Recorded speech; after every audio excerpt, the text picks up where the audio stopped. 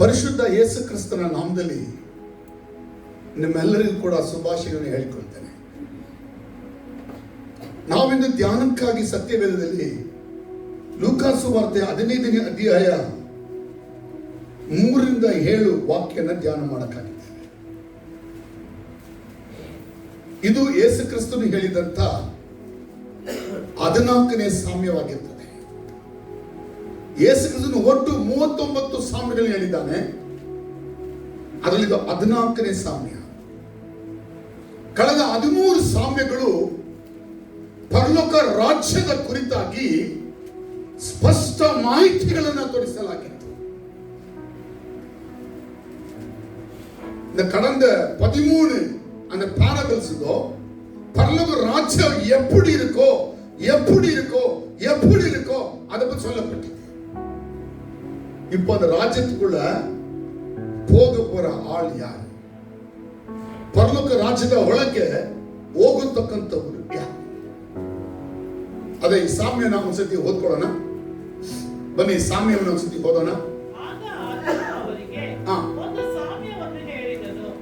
ಅದೇನೆಂದರೆ, ನಿಮ್ಮೊಳಗೆ ಯಾವ ಮನುಷ್ಯನಾದರೂ ತನಗೆ 100 ಕುರಿಗಳಿರಲಾಗಿ ಅವುಗಳಲ್ಲಿ ಒಂದು ಕಳೆದು ಹೋದರೆ ಅವನು 99 ಅಡವಿಯಲ್ಲಿ ಬಿಟ್ಟು ಕಳೆದು ಹೋದದ್ದು ಸಿಕ್ಕುವ ತನಕ ಅದನ್ನು ಹುಡುಕಿಕೊಂಡು ಹೋಗದೆ ಇದ್ದಾನೆ. ಸಿಕ್ಕಿದ ಮೇಲೆ ಅವನು ಸಂತೋಷ ಪಡುತ್ತಾ ಅದನ್ನು ತನ್ನ ಹೆಗಲಿನ ಮೇಲೆ ಇಟ್ಟುಕೊಂಡು ಮನೆಗೆ ಬಂದು ಸ್ನೇಹಿತರನ್ನು ನೆರೆಹೊರೆಯವರನ್ನು ಕರೆಸಿ, ಕಳೆದು ಹೋಗಿದ್ದ ಕುರಿ ಸಿಕ್ಕಿತು, ನನ್ನ ಸಂಗಡ ಸಂತೋಷಿಸಿರಿ ಎಂದು ಅವರಿಗೆ ಹೇಳುವನಲ್ಲವೇ? ಅದರಂತೆ ದೇವರ ಕಡೆಗೆ ತಿರುಗಿಕೊಳ್ಳುವುದಕ್ಕೆ ಅವಶ್ಯವಿಲ್ಲದ 99 ಮಂದಿ ನೀತಿವಂತರಿಗಿಂತ ದೇವರ ಕಡೆಗೆ ತಿರುಗಿಕೊಳ್ಳುವ ಒಬ್ಬ ಪಾಪಿಯ ವಿಷಯವಾಗಿ ಪರಲೋಕದಲ್ಲಿ ಸಂತೋಷ ಉಂಟಾಗುವುದೆಂದು ನಿಮಗೆ ಹೇಳುತ್ತೇನೆ. ಎಷ್ಟು ಮಂದಿ ಇದನ್ನ ಹಿಂದೆ ಓದಿದ್ದೀರಾ ಅಥವಾ ಈಗಲಾದ್ರೂ ಕೇಳಿದ್ದೀರಾ? ஒரு சின்ன ಪ್ಯಾರಬಲ್ ಸ್ಟೋರಿ ಕೇಳ್ತೀங்களா? ಯೇಸು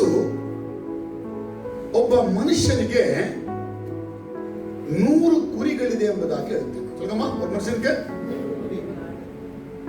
எவ்வளோ? ಅದರಲ್ಲಿ ಒಂದು ಕಳೆದು ಹೋಯ್ತಂತೆ. ಅದರಲ್ಲಿ ಒಂದು ಕಳೆದು ಹೋಯ್ತು. ನೆಲಕ್ಕೆ ಒಂದು ಸ್ಟೋರಿ. ಒಬ್ಬನಿಗೆ ಎಷ್ಟಿತ್ತು? 100 ಕುರಿ. ಅದರಲ್ಲಿ ಒಂದು ಕಳೆದು ಹೋಯ್ತು. ಈಗ ಅವನೇನ್ ಮಾಡ್ತಾನೆ? 99 ಏನ್ ಮಾಡ್ತಾನೆ? ಅವನು ಅಡವಿಯಲ್ಲಿ ಬಿಟ್ಟು ಕಳೆದು ಹೋಯ್ತಲ್ಲ ಒಂದು, ಅದನ್ನ ಸಿಕ್ಕುವ ತನಕ ಹುಡುಕುತ್ತಾ ಹೋಗ್ತಾನೆ. ಸಿಕ್ಕಿದ ಮೇಲೆ ಸಿಕ್ಕಿದ ಮೇಲೆ ಅವನಿಗೆ ತುಂಬಾ ಸಂತೋಷ, ಸಿಕ್ತಲ್ಲ ಅಂತ ಹೇಳಿ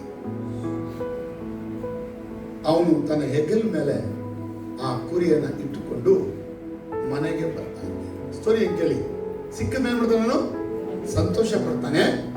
ಸಂತೋಷ ಪಡ್ರ என்ன பண்ணா? தன் தோள் மேல அந்த ஆடை வச்சுக்கிறானா, அவன் வீட்டுக்கு திரும்பಿ வராನ. ಅವನ ಮನೆಗೆ ಬಂದ ಏನ್ ಮಾಡ್ತಾನಂದ್ರೆ, ಸ್ನೇಹಿತರನ್ನು ಅಕ್ಕಪಕ್ಕ ಜನಗಳನ್ನು ಕರೆಸಿ, ಕಳೆದು ಹೋದ ಕುರಿ ನಿಮಗೆ ಸಿಕ್ತು, ನನ್ನ ಸಂತೋಷದಲ್ಲಿ ನೀವು ಕೂಡ ಸಂತೋಷ ಪಡಿರಿ ಅಂತ ಕರೀತಾರೆ. ಇದು ಗುరించి ಇಂಥ ಸ್ಟೋರಿ. ಏನ್ ಸ್ಟೋರಿ ಅಮ್ಮ? ಒಂದು ವ್ಯಕ್ತಿ 100 ಕುರಿ, ಒಂದು ಕಳೆದೋಯ್ತು, ಅದನ್ನ ಹುಡುಕ್ತಾನೆ. ಸಿಕ್ಕಿದಾಗ ಸಂತೋಷ ಪಡ್ತಾನೆ. ಆ ಕುರಿಯನ್ನ ಓಡಿಸ್ಕೊಂಬರಕ್ಕಿಲ್ಲ, ಅವನು ಎದುರ ಮೇಲೆ ಹಾಕೊಳ್ತಾನೆ. ಮನೆಗೆ ಬರ್ತಾನೆ. ಅಕ್ಕಪಕ್ಕ ಎಲ್ಲಾರು ಕರೆಸಿ, ಕಳೆದೋಗಿತ್ತಲ್ಲ ಅದು ನನಗೆ ಸಿಕ್ಕಿದಂತ ಹೇಳಿ ನಾನು ಕೂಡ ಸಂತೋಷ ಪಡಿ ಅಂತ ಹೇಳ್ತಾನೆ. ಇದು ಸ್ಟೋರಿ. ಇದು ಹೇಳ್ಬಿಟ್ಟು ಹೇಳುವಂತ ಮಾತು, ದೇವರ ಕಡೆಗೆ ತಿರುಗಕ್ಕೆ ಇಷ್ಟಪಡದ 99 ಕುರಿಗಳಿಗಿಂತ ಒಂದು ಕುರಿ ದೇವರ ತಿರುಗ್ತಲ್ಲ, ಅದರ ವಿಷಯದಲ್ಲಿ பரலோக சந்தோஷம். 99 ஆடுகள் மனம் திரும்ப இஷ்டம் இல்லை, ஆனா ஒரே ஆடுக்கு மனம் திரும்ப ரொம்ப இஷ்டம். அந்த ஒரு ஆடு மனம் திரும்பினால பரலோகமே சந்தோஷம்.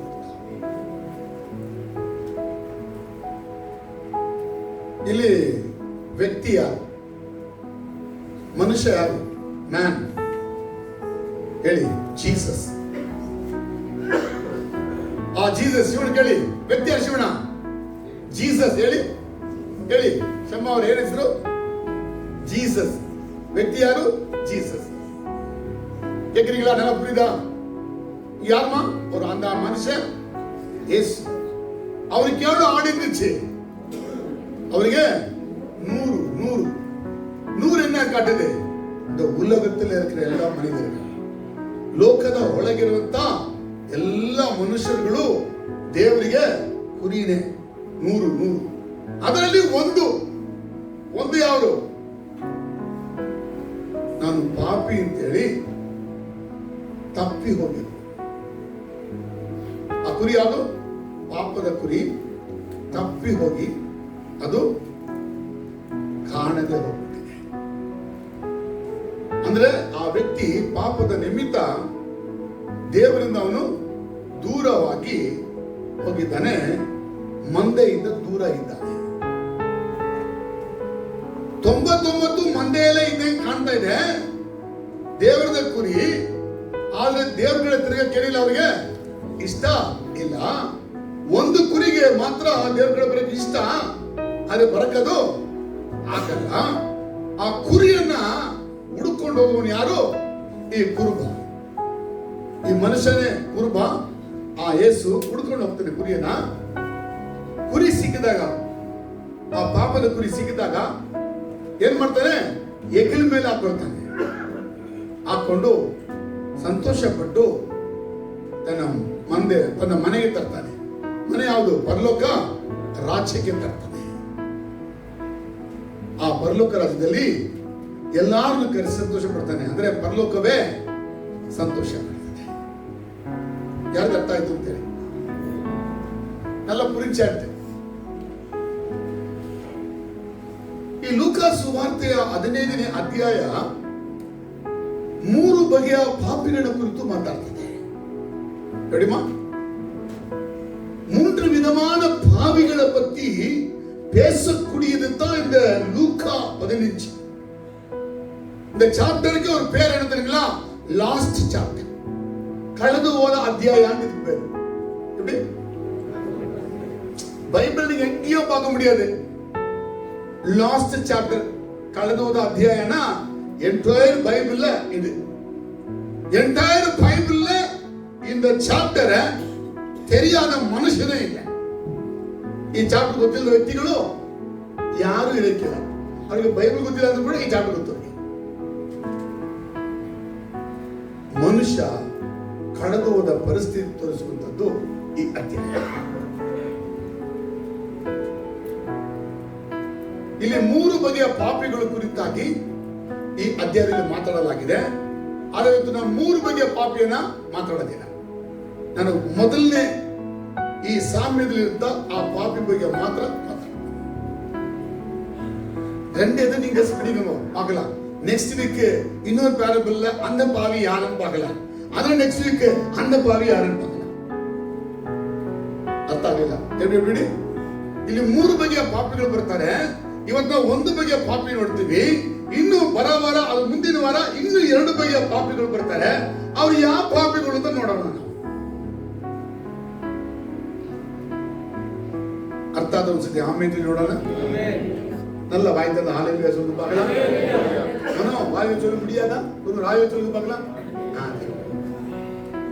நல்ல என்ன பாருங்க, நீங்க என்ன பார்த்தது தூக்கிடுவீங்க. என்ன பார்த்தது தூக்கமே வராது. ஏன்னா என்ன பாக்குறீங்களே, நான் சொல்ற வார்த்தை நல்லா கேட்டுருக்கீங்க. நல்ல கேளுங்க. சொல்லு ராமே ஹalleluya. ಈ ಪ್ಯಾರಬಲ್ ಹೇಳಕ್ಕೆ ಹಿನ್ನೆಲೆ, ವಾಟ್ ಇಸ್ ದಿ ಕಾಂಟೆಕ್ಸ್ಟ್ சொல்லுங்க.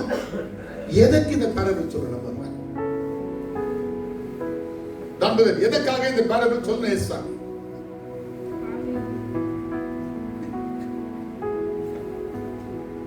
எதற்காக இந்த பேரபிள் சொல்லணும்? இந்த வசனம் நீங்க 1-2 பார்க்கணும். லூக்கா 15:1-2 ನೋಡಬೇಕು. அங்க என்ன போடப்பட்டிருக்குன்னா, ಅಲ್ಲಿ ಏನು ಹಾಕಲ್ಪಟ್ಟಿದೆ, ಯೇಸುವಿನ ಉಪದೇಶವನ್ನು ಕೇಳಬೇಕೆಂದು ಎಲ್ಲಾ ಸುಂಕದವರು ಪಾಪಿಗಳು ಆತನ ಬಳಿಗೆ ಬರುತ್ತಾ ಇರೋದು. அப்படின்னா இந்த டாக்ஸ் கலெக்டருங்கோ பாவிகள இயேசுடைய உபதேசம் கேட்கறதுக்காக என்ன பண்ணிக்கிறாங்கம்மா? வந்துட்டாங்களா? வந்துனே இருக்கிறாங்களா? தெரியுமா? வந்துட்டாங்களா? வந்துனே இருக்கிறாங்களா? 2 லட்சம் சொல்றீங்க. சின்ன குடும்பம் பெரிய குடும்பம் இருந்தப்போ, சின்ன குடும்பம் பெரிய குடும்பம் என்ன சொல்லுங்க கரெக்டா? சின்ன குடும்பம் பெரிய குடும்பம், பெரிய குடும்பம் சின்ன குடும்பம். வந்துனே நிறைய பேர் வராங்க வராங்க வராங்க வராங்க வராங்க வராங்க வராங்க கூட்டம் வந்துனே இருக்குது. நிறைய பேர் வராங்க.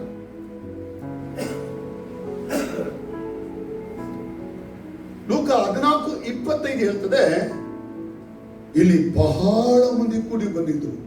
ಹೇಳಿ ಶಿವಣ್ಣ, ಶಿವಣ್ಣ ಸ್ವಲ್ಪ ಎದ್ದಿದ್ಬಿಡು, ಆಮೇಲೆ ನೋಡೋಣ. ಹೇಳಿ, ಹಿಂಗೆ ಹೇಳಿ.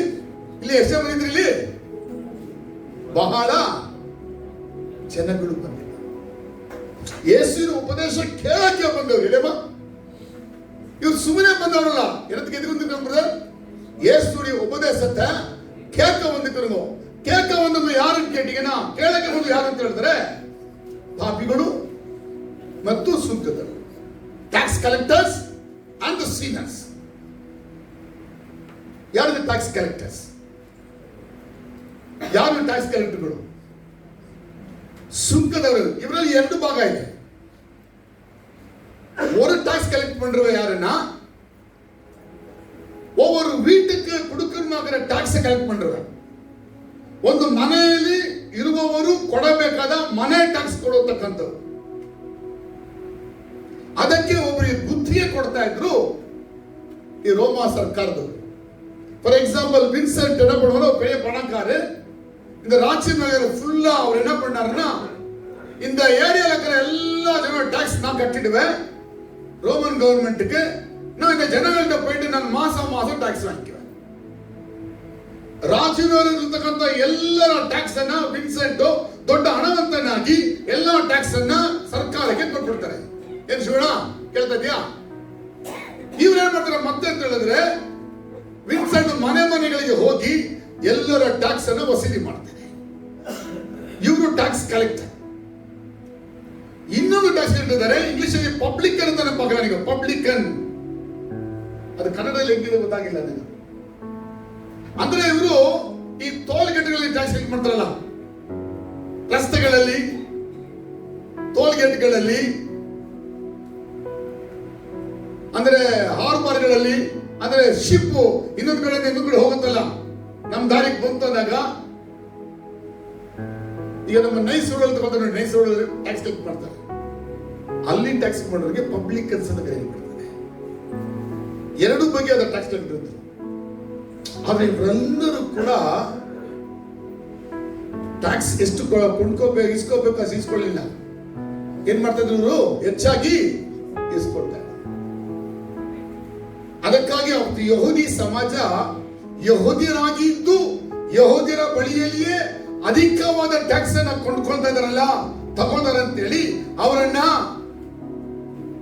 ಅಸಡ್ಡೆ ಮಾಡಿ, ಅಲಕ್ಷ್ಯ ಮಾಡಿ, ಅವನ ಕೆಟ್ಟದಾಗಿ ನೋಡಿ ಸಮಾಜದಿಂದ ಅವ್ರು ಏನ್ ಮಾಡಿದ್ರಮ್ಮ? ಹೊರಗೆ ಇಟ್ಬಿಟ್ರು. ಇವರು ಯಾರಿಗೆ ಸಮಾನವಾಗಿ ಮಾರ್ಪಟ್ರು ಅಂತ ಹೇಳಿದ್ರೆ, ಯಹೂದಿ ಸಮಾಜದಲ್ಲಿ ಇದ್ದುಕೊಂಡು ಯಾರೆಲ್ಲ ಪಾಪದಲ್ಲಿ ಜೀವಿಸ್ತಾ ಇದ್ದಾರೋ ಅವ್ರಿಗೆ ಸಮಾನ ಮಾಡಿಬಿಟ್ರು. ಪಾಪದಲ್ಲಿ ಜೀವಿಸಿದವರು ಯಾರು? ಸೂಳೆಯರುಗಳು, ಭ್ರಷ್ಟರುಗಳು, ಕಳ್ಳರುಗಳು, ಕೊಲೆಗಾರರುಗಳು. ಇವರು ಪಾಪಿಗಳಲ್ವಾ? ಒರಿಜಿನಲ್ ಪಾಪಿಗಳಲ್ವಾ? ಅವರಿಗೂ ಈ ಟ್ಯಾಕ್ಸ್ ಕಲೆಕ್ಟರ್ಗೂ ಒಂದೇ ಮಾಡ್ಬಿಟ್ರು. ಯಹೂದಿ ಸಮಾಜ ಏನ್ ಮಾಡ್ತಂದ್ರೆ ಇವರನ್ನ ಸಮಾಜದಿಂದ ಹೊರಗೆ ಇಟ್ಬಿಟ್ರು. ದೇವಾಲಯದಲ್ಲಿ ಇವರಿಗೆ ಸ್ಥಳ ಇಲ್ಲ, ಕೋರ್ಟ್ಗಳಲ್ಲಿ ಇವರು ಸಾಕ್ಷಿ ಕೊಡಂಗೆ ಇಲ್ಲ, ಯಾವುದೇ ರೀತಿಯಲ್ಲಿ ಕೂಡ ಇವರಿಗೆ ಸಮಾಜದಲ್ಲಿ ಬೆಲೆ ಇಲ್ಲ. இந்த ஜனங்களுக்கு சொசைட்டில எந்த வேல்யூ இல்ல. இவங்களை என்ன பண்றாங்கன்னா அவுட் கேஸ்டா பண்ணிட்டாங்க. சமாஜம் இவரನ್ನ ಬಹಿಷ್ಕರಿಸಿಬಿಟ್ಟು.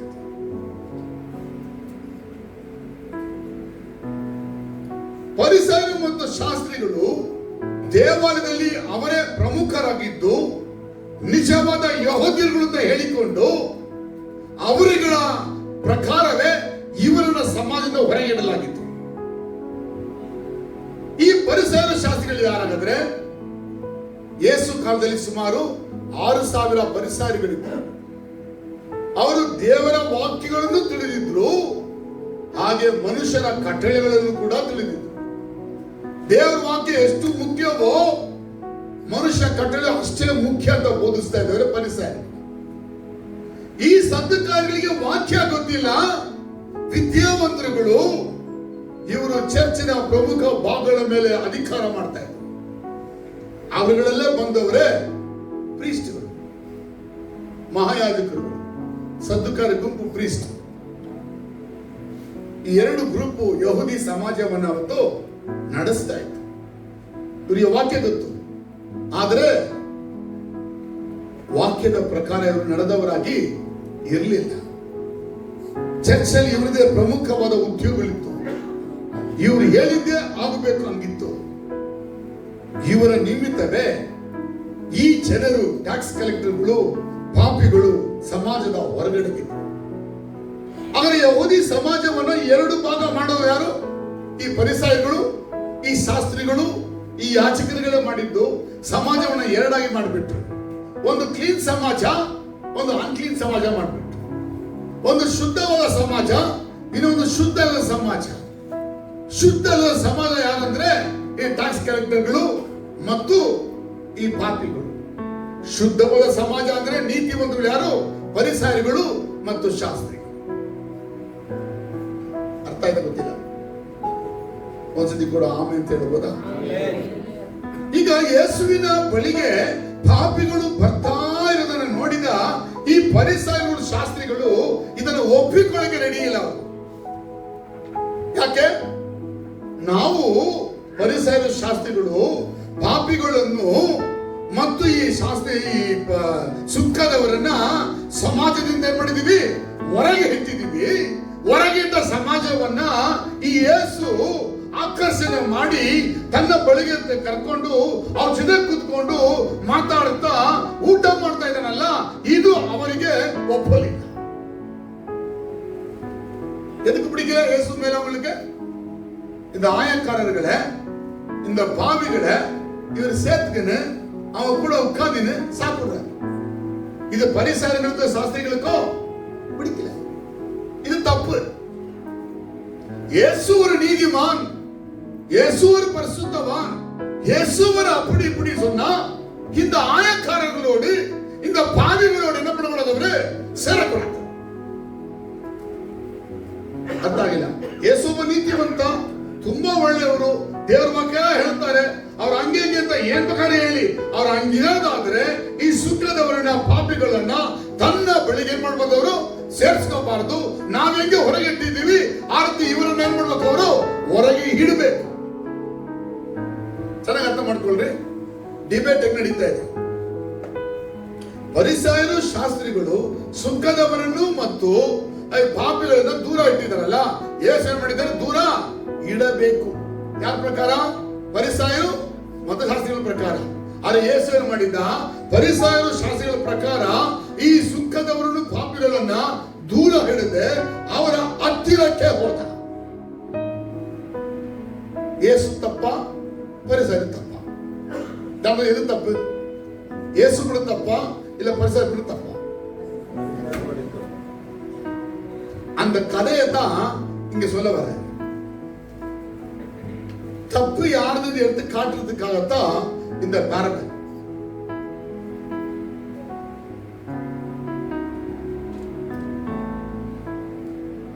ಈ ಸಾಮ್ಯವನ್ನ ಹೇಳಕ್ಕೆ ಈ ವಿಷಯಗಳು ಮುಖ್ಯವಾಗಿತ್ತು.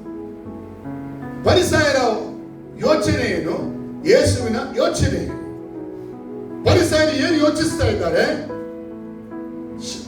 ಯೇಸು ಏನು ಯೋಚನೆ ಮಾಡ್ತಾ ಇದ್ದಾರೆ? ಇದರಲ್ಲಿ ಯಾವುದು ಸರಿ, ಯಾವುದು ತಪ್ಪು ನಾವು ತಿಳಿಯಬೇಕಾದ್ರೆ ಈ ಸಾಮ್ಯ ತಿಳಿದ್ರೆ ಮಾತ್ರ. இந்த ஊமையை நம்ம தெரிஞ்சுக்கினா யாரது கரெக்ட் யாரது தப்பு. ஆனா இயேசு இந்த பாரபல்ல ரொம்ப தெளிவா சொல்றாரு, பரிசாரிகளை ಶಾಸ್ತ್ರಿಗಳೇ ಉಂಗಳದು ತಪ್ಪು. ಯಾಕಂದ್ರೆ ಪರಿಸಾರ ಶಾಸ್ತ್ರಿಗಳು ದೇವರನ್ನ ಬಲ್ಲವರೇ, ದೇವರ ವಿಷಯವನ್ನು ಬಲ್ಲವರೇ, ಆಗ ದೇವರು ಮೆಚ್ಚುವ ರೀತಿಯಲ್ಲಿ ಅವರ ಚಿಂತನೆಗಳು ಇರಲಿಲ್ಲ. ಅದಕ್ಕೆ ಹೇಳ್ತಾರೆ ಮತ್ತಾಯ 23:2 ಅವ್ರು ಹೇಳೋದೆಲ್ಲ ಕೇಳಿ ಆದ್ರೆ ಅವ್ರು ನಡೆಯೋದಿಲ್ಲ, ನಡಿಬೇಡಿ. ಅವರಿಗೆ ಹೇಳೋದು ಕೇಳ್ಕೊಳ್ಳಿ, அவங்க நடக்க மாட்டாங்க, அவங்கள பின்பற்றி போயிடாதீங்க. அவன் பின்னால போனா பள்ளத்துல போயிட. ಶಿವನ ಕೇಳ್ತಾ ಇದ್ದಾರ ಸ್ವಲ್ಪ ಚೆನ್ನಾಗಿ ಸ್ವಲ್ಪ ನನ್ನ ಕಡೆ ನೋಡಿ, ನೀವು ನಾನು ನೋಡಿ ರಾಮೇನ್ ಹಲ್ಲೆಲೂಯ ಗಮನಿಸಿ, ಎಲ್ಲ ಗಮನಿಸಿ. ಈ ಸಾಮ್ಯದಲ್ಲಿ ಯೇಸು ಏನ್ ಹೇಳಕ್ ಇಷ್ಟಪಡ್ತಾನೆ, ಪಾಪಿಗಳನ್ನು ಸೇರಿಸಿಕೊಂಡಿದ್ಯಾ ಅಂತ ಊಟ ಮಾಡ್ತಾರೆ ಅಂತ ಹೇಳ್ತಾ ಗುಣಗುಟ್ಟುತ್ತಾ ಇದ್ದಾರಂತೆ. ಈ ಸಂಭವ ನಿಮ್ಗೆ ನೆನಪರ್ತದ? ಪಾಪಿಗಳನ್ನು ಯೇಸು ಸೇರಿಸಿಕೊಂಡು ಊಟ ಮಾಡ್ತಿದ್ದ ಸಂಭವ ಎಲ್ಲಾದ್ರೂ ನೋಡಿದ್ದೀರಾ? ಮತ್ತಾಯ ಮೊಟ್ಟ ಮೊದಲು ಯೇಸುವನ್ನು ಕಂಡುಕೊಂಡು ರಕ್ಷಣೆ ಹೊಂದಿದಾಗ ಅವನು ಏನ್ ಮಾಡಿದ, ತನ್ನ ಮನೆಯಲ್ಲಿ ಒಂದು ದೊಡ್ಡ ಔತಣ ಮಾಡಿದ. ಆ ಔತಣದಲ್ಲಿ ಏನ್ ಮಾಡಿದ, ಈ ಸುಂಕದವರನ್ನು ಪಾಪಿಗಳನ್ನ ಆ ಔತಣಕ್ಕೆ ಕರೆದ. ಅಲ್ಲಿ ಯಾರನ್ನು ಕರೆದ ಮತ್ತೆ ಅಂತ ಹೇಳಿದ್ರೆ ಯೇಸುವನ್ನು ಕರೆದ. ಯಾಕೆ ಕರೆದ ಅಂತ ಹೇಳಿದ್ರೆ, ಸುಂಕದವರನ್ನ ನಾನು ರಕ್ಷಣೆ ಹೊಂದಿದ ಹಾಗೆ ಈ ನಮ್ಮ ಸುಂಕದವರು ಪಾಪಿಗಳು ರಕ್ಷಣೆಗೆ ಬರಬೇಕೆಂಬ ಉದ್ದೇಶ ಇಟ್ಟುಕೊಂಡೆ ಈ ಮತ್ತಾಯನ ಮನೆಯಲ್ಲಿ ಔತಣ ಮಾಡಿದ್ದು. ಆ ಔತಣಕ್ಕೆ ಸುಂಕದವರು ಪಾಪಿಗಳು ಹೇರಾಳವಾಗಿ ಬಂದಿದ್ದರು. ಅಲ್ಲಿಯೂ ಕೂಡ ಕರೆಯಲ್ಪಡದೇ ಇದ್ದ ಪರಿಸರದ ಶಾಸ್ತ್ರಿಗಳು ಅವರು ಕೂಡ ಅಲ್ಲಿಗೆ ಬಂದಿದ್ದರು. ಅಲ್ಲಿಯೂ ಕೂಡ ಮಾತಾಡ್ತಾರೆ ಅವರು, ಇದೇ ನಿಮ್ ಪಾಪಿಗಳ ಜೊತೆ ಸುಂಕದವರ ಜೊತೆ ನಿಮ್ಮ ಯಜಮಾನ ಕೂತ್ಕೊಂಡು ಊಟ ಮಾಡ್ತಾನಲ್ಲ, ಇದೇ ಮಾತ್ರ ಅಲ್ಲಿ ಕೂಡ ಹೇಳ್ತಾರೆ. ಜಕ್ಕಾಯ ಸುಂಕದವರ ಒಬ್ಬ ಮುಖ್ಯಸ್ಥನಾಗಿದ್ದ. ಅವನು ಮರದ ಮೇಲೆ ಕುಳಿತಿದ್ದ.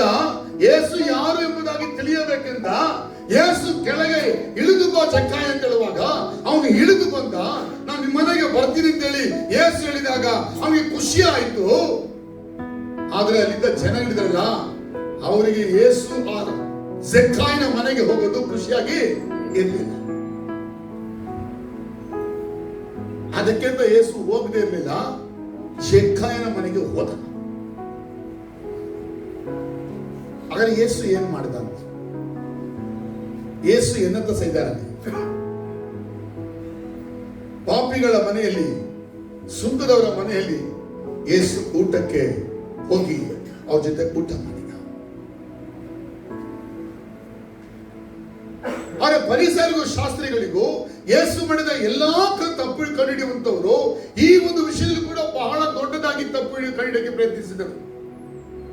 ಅದಕ್ಕೆ ಅವರು ಗುಣಗುಟ್ಟಿದ್ದಾರೆ.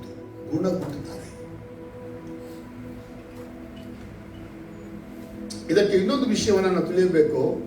ಲೂಕ 7ನೇ ಅಧ್ಯಾಯ 32 ಸ್ವಲ್ಪ ತೆಗೆದು ನೋಡಿ. ಯೇಸುವಿನ ಬಗ್ಗೆ, ಸ್ನಾನಿಕ ಯೋಹಾನನ ಬಗ್ಗೆ ಆ ಪರಿಸರ ಶಾಸ್ತ್ರಿಗಳು ಏನು ಹೇಳ್ತಾ ಇದ್ರು, இயேசு பத்தி அந்த பரிசாரிகள் சாஸ்திரிகள் என்ன சொன்னாங்கோ? லூக் 7:32.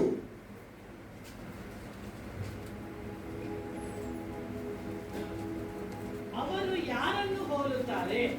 ಪೇಟೆಯಲ್ಲಿ ಕೂತುಕೊಂಡು ನಿಮಗೋಸ್ಕರ ಕೊಡಲುತ್ತಿದೆವು, ನೀವು ಕುಡಿಯಲಿಲ್ಲ, ಗೋಳಾಡಿದೆವು, ನೀವು ಹಡಲಿಲ್ಲ ಎಂದು ಒಬ್ಬರಿಗೊಬ್ಬರು ಕೂಗಿ ಹೇಳುವಂತ ಹುಡುಗರನ್ನು ಹೋಲುತ್ತಾರೆ. ಯೇಸು சொன்னாரு, ಎರಡು ವಿಷಯ ಹೇಳ್ತಾರೆ ನೋಡಿ ಸ್ವಾಮಿ. ಒಂದು, ಕೊಳಲುದಿದೆವು, ನೀವು ಕುಡಿಯಲಿಲ್ಲ. ಅಂದ್ರೆ ಮ್ಯಾರೇಜ್ ಫೀಸ್ಟ್, ಮ್ಯಾರೇಜ್ ಫೀಸ್ಟ್ ಮಾಡೋದು.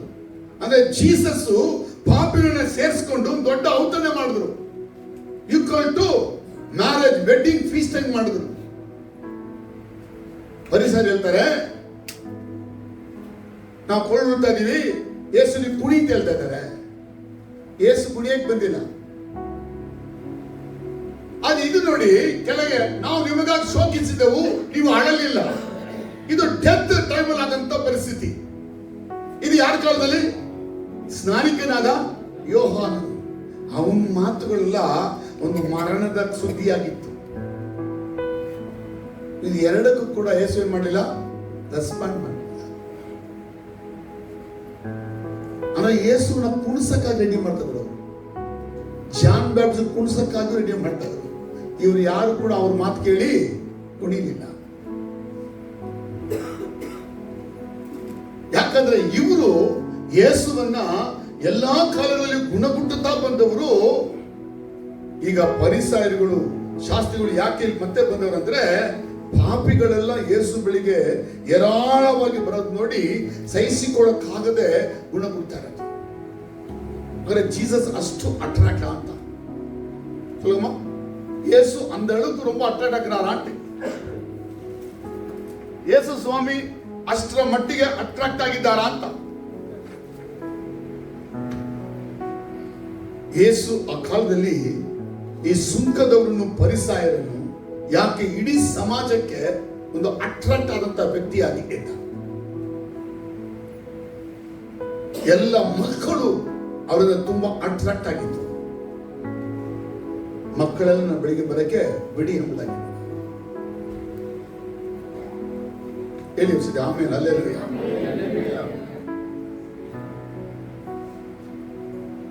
ಪಾಪಿಗಳು ಏರಾಳ ಸಂಖ್ಯೆಯಲ್ಲಿ ಅದ್ರ ಬೆಳಿಗ್ಗೆ ಬರ್ಲಿಕ್ಕೆ ಅವರ ಅಟ್ರಾಕ್ಷನ್ ಕಾರಣ.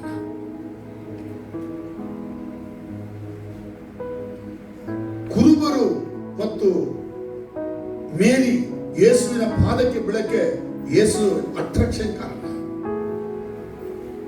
ಶಿಲುಬೆಯಲ್ಲಿ ಯೇಸುವನ್ನು ಕೊಂದು ಹಾಕಲು ಕಾರಣವಾದಂತ ಸಿಪಾಯಿಗಳ ಮುಖ್ಯಸ್ಥ ಯಾರು? ಸೆಂಚುರಿಯನ್. ಅವನಿಗೆ ಅಟ್ರಾಕ್ಷನ್ ಆಗಿದ್ದ. ಯೇಸುವನ್ನು ಕೊಲ್ಲುವಂತ ಪೈಲಟ್, ಅವನಿಗೆ ಯೇಸು ಅಟ್ರಾಕ್ಟ್ ಆಗಿದ್ದ. ಅವನು ಕೇಳ್ತಾನೆ, ನೀನು ಯೆಹೂದ್ಯರ ರಾಜನ? ಯೇಸು ಹೌದು ಅಂತ ಹೇಳಿದಾಗ ಅದಕ್ಕೆ ಅವನು ಆಶ್ಚರ್ಯಪಟ್ಟು ಹೋಗ್ತಾನೆ. 10 ಮಂದಿ ಕುಷ್ಠರೋಗಿಗಳಲ್ಲಿ ಒಬ್ಬ ಗುಣ ಆಗಿ 10 ಮಂದಿ ಗುಣ ಆದ್ರು, ಅಲ್ಲಿ ಒಬ್ಬ ಮಾತ್ರ ಹಿಂದೂರಿಗೆ ಬರ್ತಾನೆ ಯೇಸು ಬೆಳಿಗ್ಗೆ. ಅವನು ಯಾರು? ಸಮಾರ್ಯದವನು. ಅವನು ಯೇಸುವಿಗೆ ತುಂಬಾ ಅಟ್ರಾಕ್ಟ್ ಆಗಿದ್ದ. ಯೇಸುಗಾಗಿ ಸೇವೆ ಮಾಡಕ್ಕೆ ಮಾರ್ತಾ ತುಂಬಾ ಅಟ್ರಾಕ್ಟ್ ಆಗಿದೆ. ಸೊ ಯೇಸುವಿನ ಕಾಲದಲ್ಲಿ ಯೇಸು ತುಂಬಾ ಅಟ್ರಾಕ್ಟ್ ಆಗಿದ್ದ.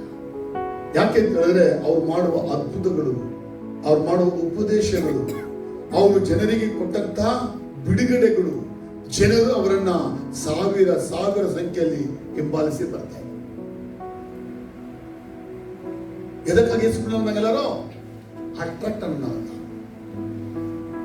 ಈಗ நம்முடைய லைஃப்ல கூட நாமளும் இன்னொருத்தருக்கு எப்படிக்கணும்? ಅಟ್ರಾಕ್ಟ್ ಆಗ ಹೇಳಿ. ನಾನು ಇನ್ನೊಂದು ಅಳಿದು ಹೋಗುವ ಆತ್ಮಕ್ಕೆ ಅಟ್ರಾಕ್ಷನ್ ಕೊಡಂಗಿರ್ಬೇಕು. ಇನ್ ಪೇಚಿ, ಇನ್ செயல்கள் ಹೇಳಿ, ನನ್ನ ಮಾತು, ನನ್ನ ಕಾರ್ಯಗಳು ಅಳಿದು ಹೋಗುವ ಆತ್ಮಗಳಿಗೆ ಅಟ್ರಾಕ್ಷನ್ ಕೊಡ್ಬೇಕು. இவர்கிட்ட வந்தா 4 பாட்டு நல்லா சொல்லுவாரு. இவர்கிட்ட போனா நல்லதை கத்து கொடுப்பாரு. இவர்கிட்ட போனா அது நல்லா நடக்கும். அப்படி வரணும். ಅದು ನಾವು ಮಾತ್ರ ಹೇಳ್ಕೊಡ ಚಲೋ. ನಾನು ಅವನು ಹೇಳಿ ಸೋಣ, ನಾನು ನಮ್ಮ ಮಾತು, ನಮ್ಮ ಕ್ರಿಯೆಗಳು ಅಳಿದು ಹೋಗುವ ಆತ್ಮಗಳಿಗೆ ಅಟ್ರಾಕ್ಷನ್ ಆಗಬೇಕು. பாருங்க, ஒரு அந்த ಯೌವನಸ್ಥ ಒಬ್ಬ ಅಧಿಕಾರಿ ಐಶ್ವರ್ಯವಂತ ಯೇಸುಗಳಿಗೆ ಓಡೋಡಿ ಬರ್ತಾನೆ. ಯಾಕೆ? ಯೇಸು ಅಟ್ರಾಕ್ಟ್ ಆಗಿದ್ದ. ಯೇಸು ಕೂಡ ಯೌವನ ಭಯದ ವ್ಯಕ್ತಿ. ಅವನೊಬ್ಬ ಯೌವನ ಭಯದ ವ್ಯಕ್ತಿ. ಅವನು ಮುದುಕರ ಬಳಿ ಓಡಲಿಲ್ಲ, ಯೌವನ ಯೇಸು ಹುಡುಕಿ ಬಂದ. ಯಾಕಂದ್ರೆ ಯೇಸು ಹತ್ರ ಮನೆ ಇಲ್ಲ, ಯೇಸು ಹತ್ರ ಏನೂ ಇಲ್ಲ, ಯೇಸು ಹತ್ರ ಎಂಥದೂ ಇಲ್ಲ. ಆದ್ರೆ ಯೇಸುವಿನ ಉಪದೇಶ ಕೇಳಬೇಕು ಅಂತೇಳಿ ಅವನು ನಿತ್ಯ ಜೀವನಕ್ಕೆ ಏನ್ ಮಾಡಬೇಕು ಅಂತ ಕೇಳಕ್ಕಾಗಿ ಬಂದಿದ್ದ. ಮೊದಲನೇ ವಿಷಯ ನೀವು ತಿಳಿಯಬೇಕಾದದ್ದು ಪ್ಯಾರಬಲ್. ನೀವು ಮತ್ತೊಬ್ಬರಿಗೆ ಅಟ್ರಾಕ್ಷನ್ ಬಗ್ಗೆ. ಯಾವಾಗ ಅಟ್ರಾಕ್ಷನ್ ಮಾಡ್ಬೇಕು ನಾವು? ನಮ್ಮ ಬಟ್ಟೆಯಲ್ಲಿ, ನಮ್ಮ ಸ್ಟೈಲಲ್ಲಿ ಅಲ್ಲ. ಒಂದು ಆತ್ಮ ರಕ್ಷಣೆ ಆಗಬೇಕಾದ್ರೆ ನಮ್ಮ ಮಾತು, ನಮ್ಮ ಕ್ರಿಯೆಗಳು. ಹೇಳಿಮ್ಮ ಮಾತಾಡಿದ್ರೆ நம்ம ஒருத்தரை ரட்சிக்கணும்னா என்ன பண்ணோம்? நம்முடைய பேச்சு, நம்முடைய கிரியைகள் ஒரு ஆத்மாவை ரட்சிக்கும். ಇದಕ್ಕೆ ನಾವು ಪ್ರಾಮುಖ್ಯತೆ ಕೊಡಬೇಕು. ಅಪ್ಪ ಯೇಸುದ ಏನಿರ್ತದೆ? ಯೇಸುವಿನಲ್ಲಿ ಏನಿತ್ತು? ಮಾತು ಮತ್ತು ತಕ್ಕ ಕ್ರಿಯೆಗಳು. ಅದೇ ಫರಿಸಾಯರ ಶಾಸ್ತ್ರಿಗಳಲ್ಲಿ ಮಾತಿತ್ತು, ಕ್ರಿಯೆಗಳು ಇರಲಿಲ್ಲ. ಕ್ರಿಯೆ ಇಲ್ಲದ அந்த பரிசார சாஸ்திரிகள் ஆத்துமாக்களை ஆதாயப்படுத்த முடியாத பேச்சு.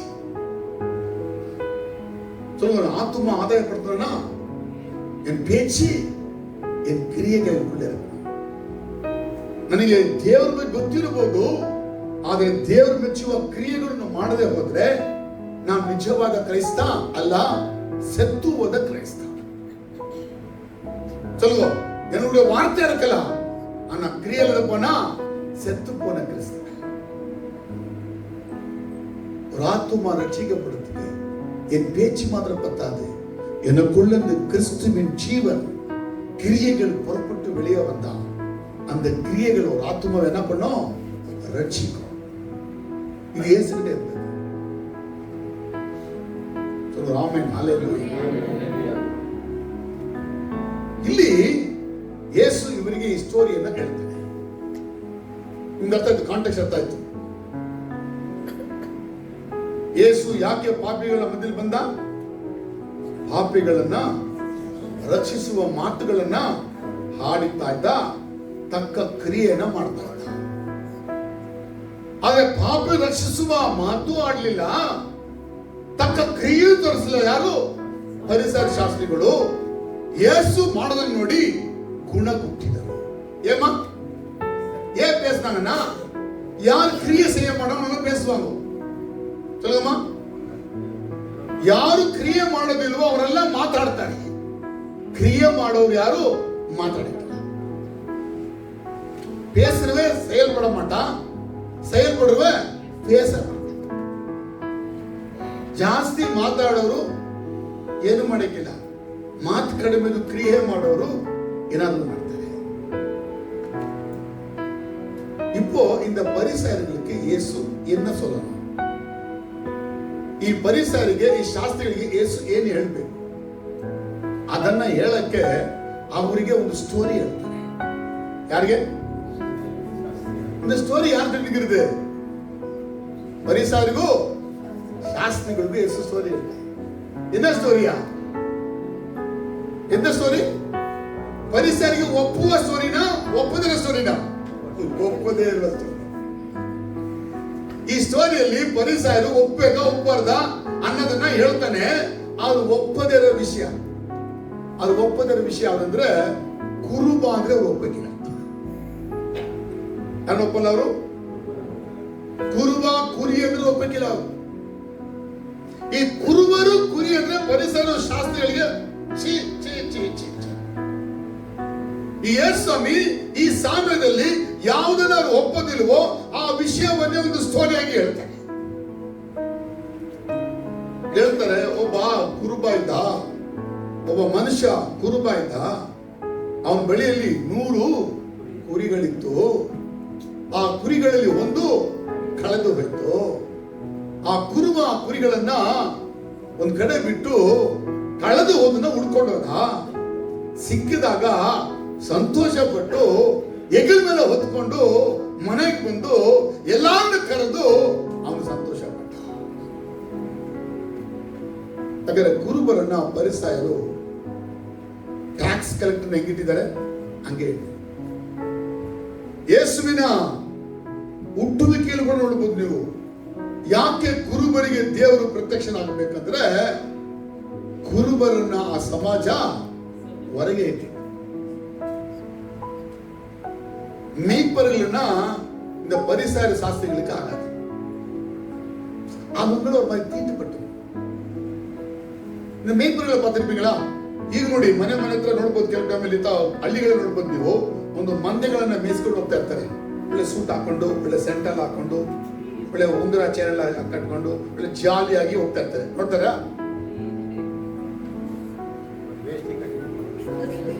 ಮೇಯ್ಪುರ ಹಿಡಿದಾಗ್ಬೇಕು. ನೀವು ಕುರಿಗಳನ್ನ ಮೇಯಿಸುವಂತ ಕುರುಬ ಹೆಂಗ್ ನೋಡ್ತೀರಾ?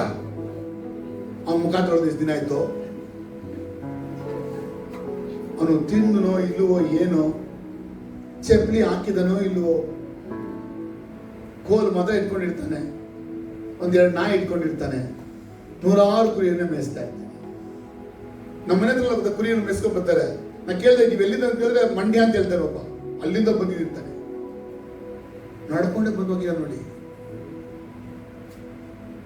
ಕುರುಬರ ಉದ್ಯೋಗ ಭಾರಿ ಕಷ್ಟ, ಅದೇ ಅಷ್ಟು ಗಬ್ಬು ನಾಟ. ಈ ಪರಿಸರ ಹಂಗಿಲ್ವಲ್ಲ, ಇವ್ರು ಹೆಂಗೆ ಡೈಲಿ ಸ್ನಾನ ಮಾಡೋರು, ಹೇಳಿ, ಡೈಲಿ ಸ್ನಾನ, ತುಂಬಾ ಪವಿತ್ರ ಇವರು. ಕುರುಬರು ಡೈಲಿ ಸ್ನಾನ ಮಾಡಕ್ಕಿಲ್ಲ. ಸ್ನಾನ ಮಾಡಿದ ತಿರುಗಾಡಿ ಗಬ್ಬಾಗ್ತಿಂತ ಅದು ಸ್ನಾನನೇ ಮಾಡಕ್ಕಿಲ್ಲ, ನಿಧಾನ ಮಾಡ್ತಾರೆ. ಇವರಿಗೆ ಅದು ಆ ಗಬ್ಬನ ತಾಗಿಲ್ಲ. ಅದಕ್ಕಿಂತ ಮುಖ್ಯವಾಗಿ ಏನಂತ ಹೇಳಿದ್ರೆ, ಕುರುಬರುಗಳು 7 ದಿನನೂ ಕೆಲಸ ಮಾಡ್ತಾರೆ. ಅವರಿಗೆ ಸಬ್ಬತ್ತು ದಿನ ಕೂಡ ಆಚರಣೆ ಮಾಡ್ತಿದ್ದಿಲ್ಲ. ನಿತ್ಯವೂ ಕುರಿಗಳನ್ನ ಮೇಯಿಸ್ತಾರೆ. ಇದು ಪರಿಸರಿಗೆ ಸಬ್ಬತ್ತಿನ ಆಚರಣೆ ಮಾಡೋದಿಲ್ಲ ಅಂತೇಳಿ ತುಂಬಾ ಕೋಪ. ಆದ್ರೆ ಕುರುಬರನ್ನ ಬಿಟ್ಟು ಅವರಿಗೆ ಇರೋಕ್ಕೂ ಆಗಲ್ಲ. ಯಾಕೆ? ದೇವರಿಗೆ ಕುರಿ ಕೊಡೋದು ಯಾರು? ಕುರಿ ಮಾತ್ರ ಕುರುಬಂದ ಬೇಕು. ಆದ್ರೆ ಕುರುಬ ಬೇಡ, ಅವ್ರಿಗೆ ಬೇಡ.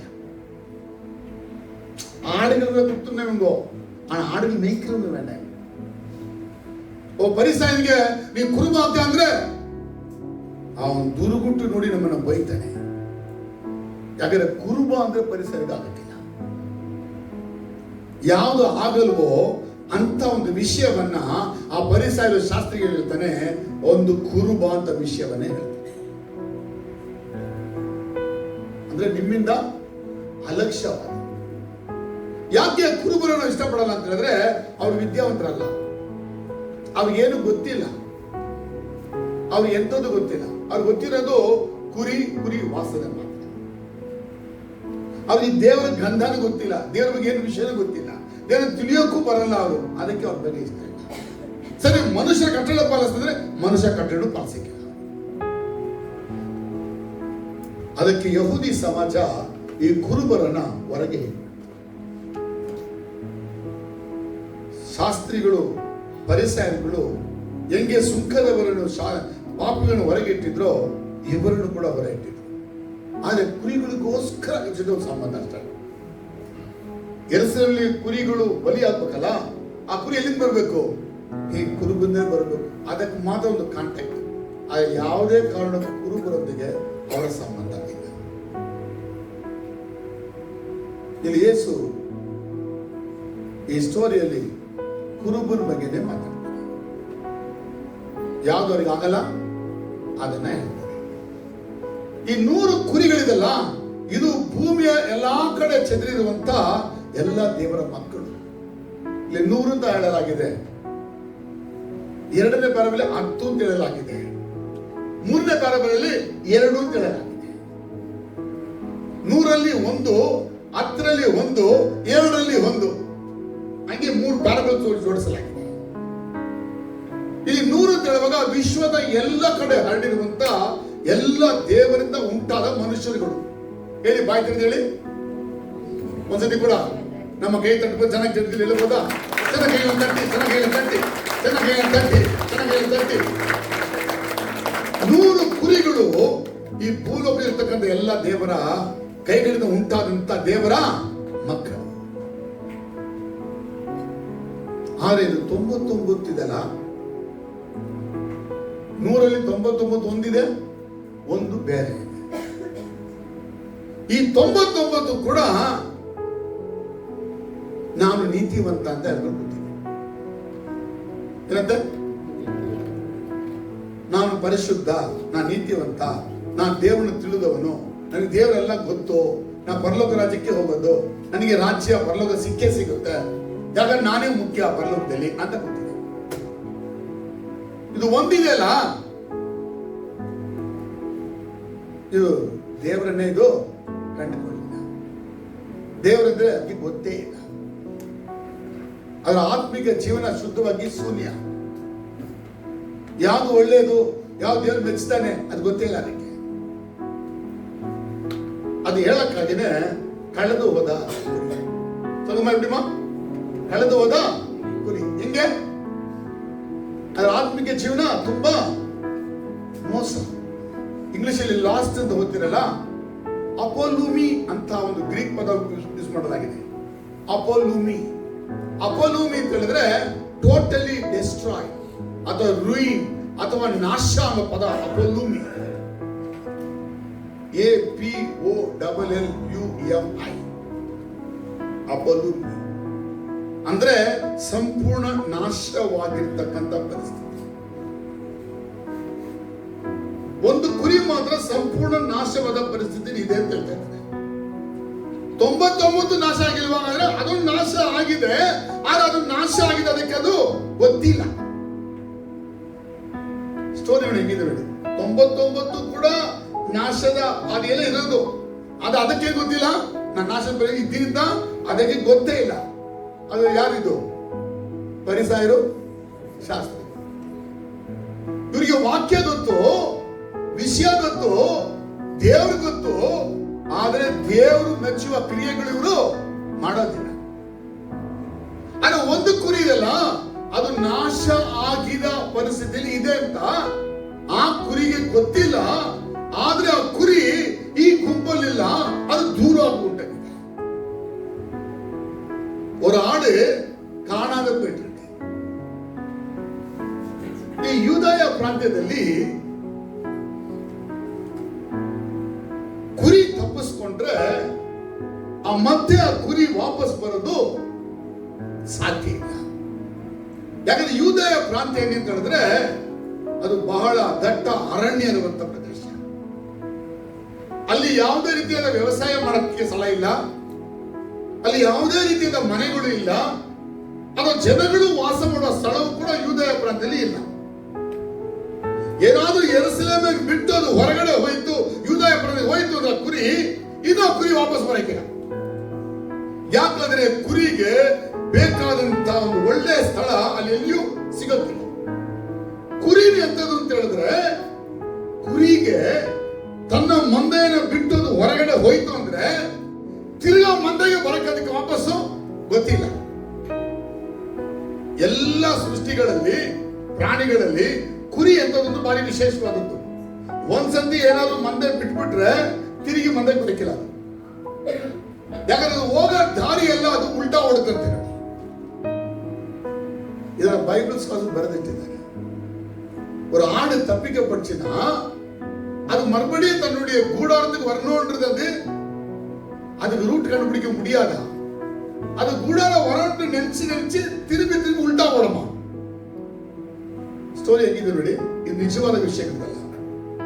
ಕುರಿ ತಪ್ಪಿಸ್ಕೊಂಡ್ರೆ, ತನ್ನ ಹಟ್ಟಿನ ಬಿಟ್ಟು ತಪ್ಪಿಸ್ಕೊಂಡ್ಬಿಟ್ರೆ, ಮಂದೆ ಬಿಟ್ಟು ತಪ್ಪಿಸ್ಕೊಂಡ್ಬಿಟ್ರೆ, ಅದು ಮಂದೆಗೆ ಬರ್ತಾ ಇದೆ ಅನ್ಕೊಂಡು ಅದು ಓಡೋ ದಾರಿ ಯಾವ್ದು ಅಂತ ಹೇಳಿದ್ರೆ ಆಪೋಸಿಟ್ ಓಡುತ್ತೆ.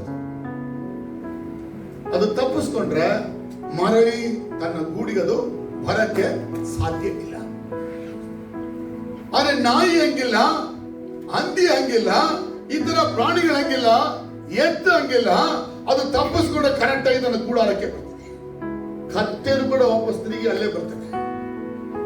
ಆದ್ರೆ ಕುರಿ ಮಾತ್ರ ಹಟ್ಟಿನ ಬಂದೆ ಬಿಟ್ಟು ಅದೇನಾದ್ರು ಹೊರಗಡೆ ಹೋಯ್ತು ಅಂದ್ರೆ ತಿರುಗಿ ಬರೋದಕ್ಕೆ ಅದಕ್ಕೆ ದಾರಿ ಗೊತ್ತಾಗಲ್ಲ.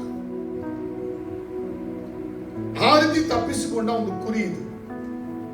ಎಲ್ಲಿ ತಪ್ಪಿಸ್ಕೊಂಡಿದೆ? ಯೂದಾಯ ಪ್ರಾಂತ್ಯದಲ್ಲಿ ತಪ್ಪಿಸ್ಕೊಂಡಿದೆ. ಅಲ್ಲಿ ಏನಿದೆ? ಪ್ರಾಣಿಗಳೆಲ್ಲ ಬೇರೆ ಇದೆ, ಪ್ರಾಣಿಗಳಿದೆ.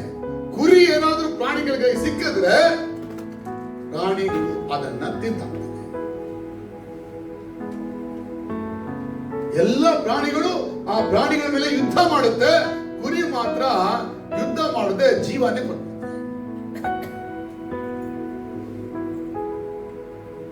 ಇಲ್ಲಿ ಕುರಿ ತುಂಬಾ ವೀಕ್ನೆಸ್ ಅನ್ನು ತೋರಿಸ್ತದೆ,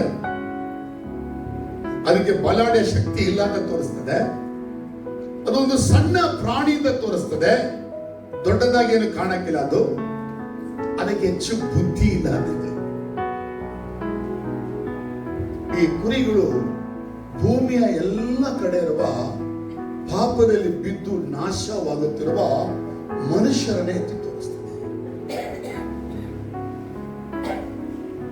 ದೇವರನ್ನು ಅರಿಯದೇ ಇರ್ತಕ್ಕಂಥವ್ರು ಧರ್ಮ ಕಡவுளை பத்தி எந்த நல்ல யோசனையே ಇಲ್ಲ. ದೇವರಿಗೆ ಯಾವುದು ಒಳ್ಳೆಯದು ಅದು ಆ ಕುರಿ ಗೊತ್ತಾಗಲ್ಲ. ಇವತ್ತು ಭೂಮಿ ಇರ್ತಕ್ಕಂಥ ಜನಗಳು ನೋಡಿ, ದೇವರು ಯಾವುದನ್ನ ಒಪ್ಕೊಳ್ತಾನೆ, ದೇವರು ಯಾವುದೇ ಒಳ್ಳೆಯದು ಅಂತ ಹೇಳ್ತಾನೆ, ಅದು ಮನುಷ್ಯರಿಗೆ ಇವತ್ತು ಗೊತ್ತಿಲ್ಲ. நீ உலகத்தில் நிறைய பேர் மக்களை நீங்க பார்க்கலாம், கடவுளுக்கு எது பிரியோ, கடவுளுக்கு எது நல்லது அப்படி அறியாத வாழ்ந்து கொண்டிருக்கிற மக்கள் தான் இந்த ஆடு. சர்ச்சுக்கு வரணும் அதெல்லாம் புரியாது, கடவுளை தேடணும் அதெல்லாம் புரியாது, கடவுளுக்கு இருக்காரா அது தெரியாது.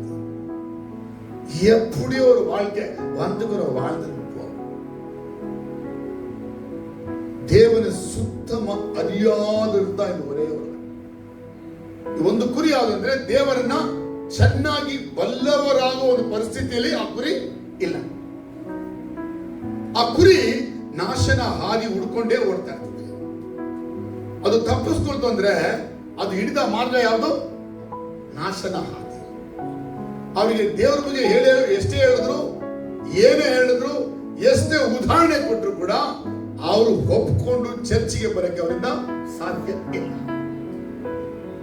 ಅಂದ್ರೆ ಆ ಕುರಿಯ ಪರಿಸ್ಥಿತಿ ಹೇಗಿದೆ ಅಂದ್ರೆ ಆತ್ಮಿಕವಾಗಿ ಸಂಪೂರ್ಣ ನಾಶದ ಪರಿಸ್ಥಿತಿ.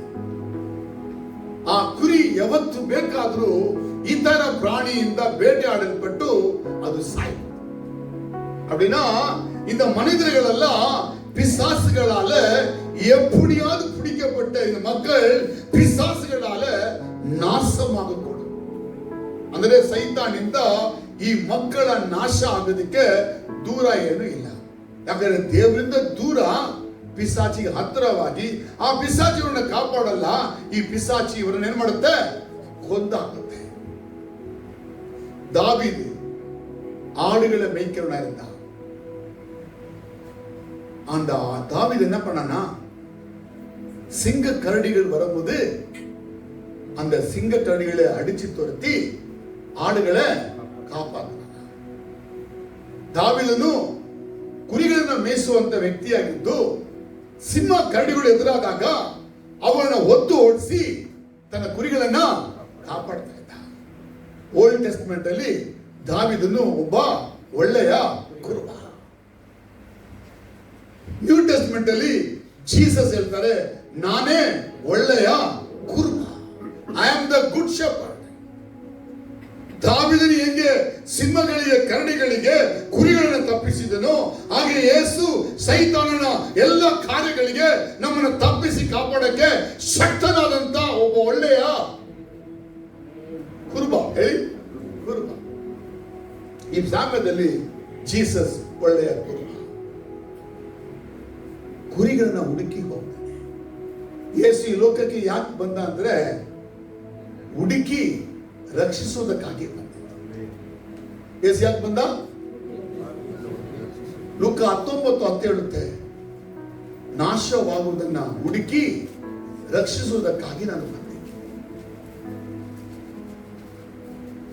ಒಂದು ಆತ್ಮವು ಅಳಿದು ಹೋಗೋದು ದೇವರ ಚಿತ್ತ ಇಲ್ಲ. ಎಲ್ಲ ರಕ್ಷಣೆ ಹೊಂದಬೇಕೆಂದು ಆತನ ಬರೋಣವನ ದೇವರು ನಿಧಾನಿಸುತ್ತಿದ್ದಾನೆ. 2 ಪೇತ್ರ 3:9. ಪಾಪಿಯನ್ನು ರಕ್ಷಿಸುವುದಕ್ಕಾಗಿಯೇ ಈ ಲೋಕಕ್ಕೆ ಬಂದವರು ಯಾರು? ಯೇಸು ಕ್ರಿಸ್ತ. ಯೇಸು ಪರಿಸರ ಶಾಸ್ತ್ರಿಗಳಿಗೆ ಹೀಗೆ ಹೇಳಿದ, ವೈದ್ಯನು ಯಾರಿಗೆ? ರೋಗಿಗಳಿಗೆ ವೈದ್ಯ. ನನಗೆ ರೋಗ ಇಲ್ಲ ಅಂದ್ರೆ ಅವನಿಗೆ ನಾನು ವೈದ್ಯನಾಗಿಲ್ಲ. ಯಾಕೆ ಹೇಳಿದ ಅಂದ್ರೆ, ರೋಗಿಗಳಾಗಿರೋ ಪಾಪಿಗಳಿಗೆ ನಾನು ಬೇಕು, ನಿನ್ಗೆ ರೋಗ ಆದ್ರೂ ಕೂಡ ನಾನು ರೋಗ ಇಲ್ಲ ಅಂತ ಹೇಳಿದ್ರೆ ನಾನು ನಿನಗೆ ಡಾಕ್ಟರ್ ಆಗಿ ಬರೋದಿಲ್ಲ ಅಂತ ಹೇಳಿದ. ಕುರಿಗಳು ಈ ಭೂಮಿಯಲ್ಲಿ ಅಲೆದಾಡುತ್ತಿರುವಂತ, ದೇವರನ್ನು ಅರಿಯದಂತ எல்லா ಜಾತಿ ಜನರನ್ನ ಇಲ್ಲಿ ತೋರಿಸಲ್ಪಟ್ಟಿದೆ. உலகத்துல இருக்கிற தேவனை அறியாத பாவத்துல வாழ்ற எல்லா மனிதர்களை இந்த ஒரு ಆಡುக்கு ಒಪ್ಪ பேசப்பட்டிದೆ. ಒಂದು ಕುರಿ ಆಗಕ್ಕೆ ಲೋಕದಲ್ಲಿ ಅಲೆದು ನಾಶವಾಗುತ್ತಿರುವ, ದೇವರನ್ನು ಅರಿಯದ, ಪಾಪದಲ್ಲಿ ಜೀವಿಸುವಂತ ಎಲ್ಲ ವ್ಯಕ್ತಿಗಳನ್ನ ಇಲ್ಲಿ ಒಂದು ಕುರಿ ತಪ್ಪಿ ಹೋಗಿದಲ್ಲ ಅದಕ್ಕೆ ಹೋಲಿಸಲಾಗಿದೆ. ಇದು ಲೋಕದ ಒಳಗೆ ಇರುವಂತ ಪಾಪಿಗಳ ಬಗ್ಗೆ ಬರೆಯಲ್ಪಟ್ಟಂತ ಒಂದು ಸಾಮ್ಯ. ಇದು ಚರ್ಚ್ ಬಗ್ಗೆ ಮಾತಿಡಲ್ಲ, ಇದು ಚರ್ಚಿಗೆ ಸಂಬಂಧಪಡಲ್ಲ. ಇದು ಚರ್ಚ್ ಒಳಗೆ ಪಾಪ ಮಾಡೋರ ಬಗ್ಗೆ ಹೇಳಿಲ್ಲ. ಚರ್ಚ್ ಒಳಕ್ಕೆ ಬಂದು ಹೊರಗೆ ತಪ್ಪಿ ಹೋಗಿರುವ ಪಾಪಿ ಬಗ್ಗೆ ಮಾತಾಡಲಿಲ್ಲ. ಚರ್ಚೆ ಗೊತ್ತಿಲ್ಲ, ದೇವರೇ ಗೊತ್ತಿಲ್ಲ, ಆ ರೀತಿ ಇರುವ ಪಾಪಿಗಳ ಬಗ್ಗೆ ಮಾತಾಡಿದ್ದೆ ಈ ಒಂದು ಸಾಮ್ಯ. ಅರ್ಥ ಆದವರು ಒಂದ್ಸತಿ ಕೂಡ ஏன்னா 3 பேரவல் பேசிருக்காரு இயேசுவாமி. இதுல 3 பேரவல் 3 மாதிரி இருக்கு. இது முதல் பகுதி எப்படின்னா, இந்த உலகத்துல பாவத்துல நாசமா இருக்கிறாங்களே அந்த பாவிகளை பத்தி பேசப்படுத்த. ಆದ್ರೆ ಯೇಸು ಒಳ್ಳೆ ಕುರುಬನಾಗಿ ಬಂದಿದ್ದಾನೆ. ಯಾರಿಗೋಸ್ಕರ ಬಂದಿದ್ದಾನೆ? ಯಾರನ್ನ ಹುಡುಕ್ತಾ ಇದ್ದಾನೆ? ಪಾಪಿಗಳನ್ನ ಹುಡುಕಿ ಹೋಗ್ತಾ ಇದ್ದಾನೆ. ಇಲ್ಲಿ ಯೇಸು ತನ್ನನ್ನು ಯಾವ ತೋರಿಸ್ಕೊಳ್ತಾನೆ ಅಂದ್ರೆ, ಪಾಪಿಗಳನ್ನ ಹುಡುಕಿ ರಕ್ಷಿಸುವುದಕ್ಕಾಗಿ ಬಂದ ರಕ್ಷಕ ಎಂಬುದನ್ನು ತೋರಿಸ್ತಾನೆ. ನೋಡಿ, ಕುರಿ ತಪ್ಪಿ ಹೋಯ್ತು, ಕುರುಬ ಏನ್ ಮಾಡ್ಬೇಕು? 99 ಇದೆ, ಒಂದು ತಾನೆ ಆಬ್ಸೆಂಟ್, ಪರವಾಗಿಲ್ಲ ಬಿಡೋದು ತಾನೆ. 99 ಕಂಡ ನಂತರ ಓದ್ತಾನೆ, ಬಿಡು ಹಂಗೇನ್ ಮಾಡ್ತಾನೆ. ಹಂಗೆಲ್ಲ ಕುರುಬರು ಹೇಳ್ಬೋದು. ಆದ್ರೆ ಯೇಸು ಎಂಬ ಒಳ್ಳೆ ಕುರುಬ 99 ಇದ್ರೂ ಒಂದು ಕಡಿಮೆ ಆಗಿದೆಲ್ಲ, ಆ ಒಂದನ್ನ ಹುಡುಕ್ತಾನೆ. ಅದೇ ಆತನ ಒಳ್ಳೆ ಕುರುಬ. ಒಂದನ್ನ ಹುಡುಕಕ್ಕಾಗಿ ಆತ ಎಷ್ಟು ಕೈ ಕಟ್ತಾನೆ ಅಂತ ಹೇಳಿದ್ರೆ, ತಾನ ಇರುವಂತ ಸ್ಥಳವನ್ನ ಬಿಟ್ಟು ಆ 99 ಕಡೆ ಬಿಟ್ಟು ಅಲಿಯುತ್ತಾ ಹೋಗುತ್ತಾನೆ. ಯಾವುದಕ್ಕೋಸ್ಕರ? ಒಂದು ಕುರಿಗೋಸ್ಕರ. 99 ಇದೆಯಲ್ಲ, ಒಂದು ತಾನೆ ಹೋಗ್ಲಿ ಬಿಡಂತ ಕೂಗ್ತಾನೆ. ಅಲ್ಲಿ ಸ್ವಾಮಿ ಹೇಳ್ತಾನೆ, ಇಲ್ಲ, ಅಳಿದು ನಾಶವಾಗುತ್ತಿರುವ ಈ ಲೋಕದ ಒಳಗಿರುವ ಜನರನ್ನ ಹುಡುಕಿನ ಹೋಗ್ತೇನೆ. ಕುರಿ ಹುಡುಕ್ಬೇಕಾ, ಕುರುಬ ಹುಡುಕ್ಬೇಕಂತ ಪ್ರಶ್ನೆ. ಆಡುತ್ತೆ ನಮ್ಮ ಕಡவுಳ, ಇಲ್ಲ ಕಡவுಳ ಆಡುತ್ತೆ ನಮ್ಮ ಲೋಕ ಹೇಳ್ತಾರೆ ಹಂಗೇನೆ. ಹೇಳಿ, ಪಾಪಿಗಳು ದೇವರು ಹುಡುಕ್ಲಿಂದ ಪಾವಿಗೆ ಕಡೋದು ಹೇಳ್ತಾರ. ಪಾಪಿಗಳು ದೇವರನ್ನ ಹುಡುಕಲ್ಲ. சொல்லுவாங்க கடவுளை தேடிக்கிறது, அது தப்பு. கடவுளை எந்த மனுஷனும் தேடவே முடியாது. அப்படி கடவுள் ಕಾಣಬಿಟ್ಟಿರಲ್ಲ. ದೇವರು ಹಾಳಾಗೋಗಿದ್ದಾನೆ ಅಂತ ಕಾಣದೆ ಹೋಗಿದ್ದಾನ ದೇವರು? ಇಲ್ಲ, ದೇವರು ಇರುವಾಗೇ ಇದ್ದಾನೆ. ಎಲ್ಲಿದ್ದಾನೆ? ಎಲ್ಲ ಕಡೆ ಇದ್ದಾನೆ. ದೇವರನ್ನು ಮಾಯ ಆಗಿಲ್ಲ, ದೇವರು ಇಲ್ಲ ಇದ್ದಾನೆ. ಆದ್ರೆ ಕಳೆದು ಹೋದ ಕುರಿ ಆ ದೇವರನ್ನ ಕಂಡ್ಕೊಳ್ಳಕ್ಕೆ ಆಗಕ್ಕಿಲ್ಲ. ದೇವರೇ ಕಳೆದು ಹೋದ ಕುರಿಯನ್ನ ಕಂಡುಕೊಳ್ಳ. ಅದಕ್ಕೆ ಸ್ವಾಮಿ ಹೇಳ್ತಾನೆ, ಕುರುಬ ಕುರಿಯನ್ನ ಹುಡುಕಿ ಹೋಗ್ತಾನೆ. ಅರ್ಥ ಆದವರು? ನೀವು ನನ್ನ ಆರಿಸಿ ತೆಗೆದುಕೊಂಡಿಲ್ಲ, ನೋಡಿದ್ರ ಆವತ್ತ நம்மளை தேடி கண்டுபிடிச்சது. பிரதர், நான் 1001 இயேசு கண்டுபிடிச்சிட்டேன். இல்ல, நீ கண்டுபிடிக்கவே முடியாது.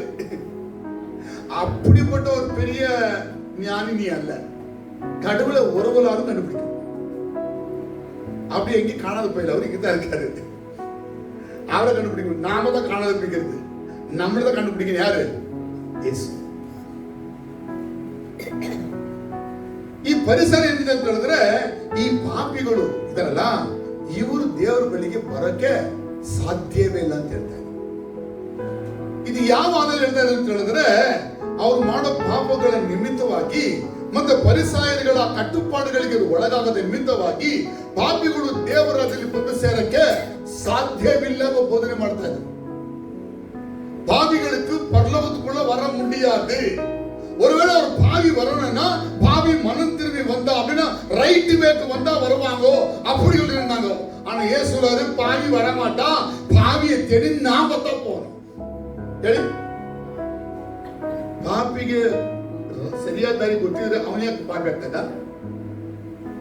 ಆದ್ರೆ ರಬ್ಬಿಗಳು ಹೇಳ್ತಾರೆ, ಪರಿಸರ ರಬ್ಬಿಗಳು ಪಾಪಿಗಳು ಸರಿಯಾದ ದಾರಿಗೆ ಬಂದ್ರೆ ದೇವ್ರು ಪರಲೋಕ ಕೊಡ್ತಾರೆ, ಸರಿಯಾದ ದಾರಿಗೆ ಬಂದ್ರೆ ಪರಲೋಕ ಕೊಡೋದು ಹೇಳ್ತಾರೆ. ಇಲ್ಲಿ ಏಸು ಹೇಳ್ತಾನೆ ಅದಲ್ಲ, ಪಾಪಿಗಳಿಗೆ ಸರಿಯಾದ ದಾರಿ ಗೊತ್ತಿಲ್ಲ, ಅದಕ್ಕೆ ಗೊತ್ತಾಗುತ್ತದೆ. ಅದಕ್ಕೆ ಕುರುಬ ತಾನೇ ಆ ಪಾಪಿಗಳನ್ನ ಹುಡುಕಬೇಕು ಅಂತ ಏಸು ಪರಲೋಕத்தை விட்டு நம்மளே தேடினாங்க. ದೇವರು ಲೋಕದ ಮೇಲೆ ಎಷ್ಟೋ ಪ್ರೀತಿಯನ್ನು ಇಟ್ಟು ತನ್ನ ಒಬ್ಬನೇ ಮಗನನ್ನು ಕೊಟ್ಟನು. ಯಾಕೆ ಕೊಟ್ಟನಂದ್ರೆ ನಂಬುವವರು ನಾಶವಾಗದೆ ಎಲ್ಲರೂ ನಿತ್ಯ ಜೀವ ಪಡೆಯಬೇಕು ಅಂತ. எங்க வந்திருக்காரா? மேலிருந்து கீழே வந்திருக்காரு. ஏன்னா நம்மளை தேடி வந்திருக்காரு. ಪಾಪಿ ದೇವರು ಹುಡುಕಕ್ಕೆ ಆಗಲ್ಲ. ಚೆನ್ನಾಗಿ ಅರ್ಥ ಮಾಡ್ಕೊಳ್ಳಿ. ಇದು ಸಮಾಜ ಹೇಳುತ್ತೆ ಹುಡುಕು ಹುಡುಕು, ನೀ ದೇವ್ರು ಹುಡುಕು, ಪ್ರೇರಣೆ ಹುಡುಕು, ಅದರಲ್ಲಿ ಹುಡುಕು, ಇದರಲ್ಲಿ ಹುಡುಕು. ನೀ ಯಾರು ಹುಡುಕಿದ್ರು ಕೂಡ ಹುಡುಕಕ್ಕಾಗಲ್ಲ ದೇವ್ರನ್ನ. ದೇವ್ರು ನಿಮ್ಮನ್ನ ಹುಡುಕಬೇಕು. சொல்லுமா, கடவுள் உங்களை தேடி. சாலமன் எழுத்து நன்னன்னா எழுதுக்கோ ஓடி ಬರ್ತೇನೆ. ಅಡಿಮಾ என்ன இழுத்துக்கோங்க, நான் என்ன பண்ணுவேன்? ஓடி வருவேன். இழுக்கலன்னா ஓடி வர முடியாது. நான் ತಂದೆ ಹೇಳದ ಹೊರತು ಯಾರು ನನ್ನ ಬಳಿಗೆ ಬರೋದಿಲ್ಲ. ஆண்டவர் நம்மளை கூப்பிட்டுனா வர முடியும். ஆண்டவர் கூப்பிடலன்னா சமூகத்துக்கு வரவே முடியாது. கோடிக்கணக்கான பாவிகள் இருக்கிறாங்க. எல்லா பாவிகளுக்கு பரலோகம் கிடைக்கல. இந்த பாவி கட்சிது, உங்க பாவி கட்சிது. புரியல உங்களுக்கு? ಲೋಕ ಎಷ್ಟೋ ಕೋಟಿ ಕೋಟಿ ಪಾಪಿ ಇದೆ. ನಾನು ಪಾಪಿಯಾಗಿದ್ದ ನನ್ನನ್ನ ದೇವರು ರಕ್ಷಿಸಿದ್ದಾರೆ. ಆ ರೀತಿ ಪಾಪ ಆಗಿರೋ ನಿಮ್ಮನ್ನ ಯೇಸು ರಕ್ಷಿಸಿದ್ದಾರೆ.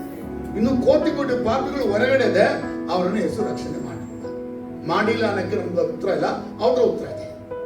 புரியல உங்களுக்கு? நீங்க என்ன நினைச்சுக்கிறீங்க? நீங்க எல்லாம் பாவிகளா இல்ல பரிசுத்தவான்களா? சொன்னாங்க இயேசு ரட்சித்தது ரொம்ப ஈஸியா ரட்சித்தாரு. இயேசுனா ஈஸியா ரட்சணை வந்தான். அப்படி என்ன நாம சொல்றது என்னன்னா, அவர் பாவமே பண்ணியா ಇಲ್ಲ. ಯೇಸು ರಕ್ಷಿಸಿದ ಅಂದ್ರೆ ಪಾಪಿಯನ್ನು ಮಾತ್ರ ರಕ್ಷಿಸೋದು, ಬೇರೆ ಯಾರನ್ನು ರಕ್ಷಣೆ ಮಾಡಕ್ಕೆ ಅವ್ರ ಕೈಲಿ ಆಗೋದಿಲ್ಲ. ಬಂದಿರುವ ನೀವು ಪಾಪಿನ ಯೇಸು ರಕ್ಷಿಸಿದಾನ, ಅಥವಾ ನೀವು ರಕ್ಷಣೆ ನನಗೆ ಯೇಸು ರಕ್ಷಣೆ ಅವಶ್ಯಕತೆ ಹಂಗೆ ಬಂದಿದ್ದೀರಾ ಅಂತ ಒಂದು சொல்ல மாட்டேங்க.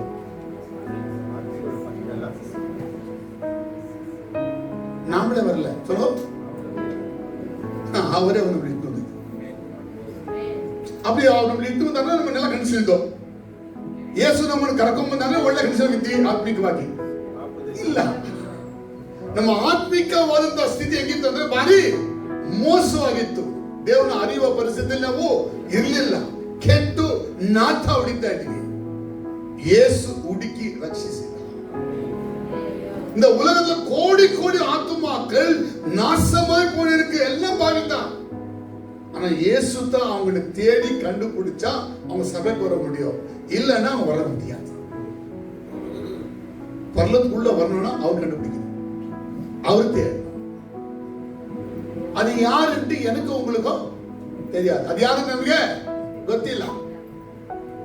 ಅದು ಗೊತ್ತಿಲ್ಲ ನಿಮಿತ್ತವಾಗಿ ಸುವಾರ್ತೆ ಸಾರು ಅಂತ ಹೇಳ್ತಾನೆ. ಹೇಳಿ, ಪಾಪಿಗಳಿಗೆ ಸುವಾರ್ತೆ ಸಾರೋ ಜವಾಬ್ದಾರಿ ಮಾತ್ರ ನಮಗೆ ಕೊಟ್ಟಿದ್ದಾನೆ.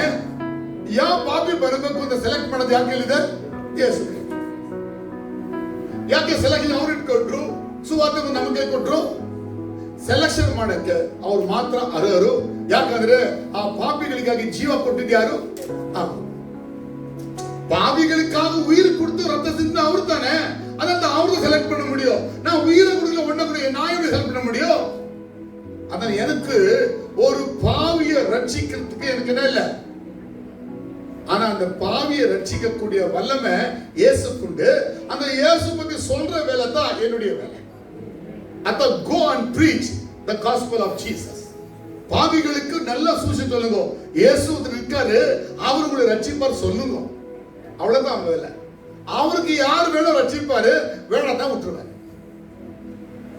ಲೋಕದ ಒಳಗೆ ಜನರು ಅಳಿದು ನಾಶವಾಗುತ್ತಾ ಇದ್ದಾರೆ. ಯೇಸು ಭೂಮಿಯಲ್ಲಿದ್ದಾಗ ಪಾಪಿಗಳಿಗಾಗಿ ಅಲೆದು ತಿರುಗಾಡಿದ. ಆ ಪಾಪಿಗಳ ಮೇಲೆ ಅಪಾರವಾದ ಪ್ರೀತಿಯನ್ನು ತೋರಿಸಿದ.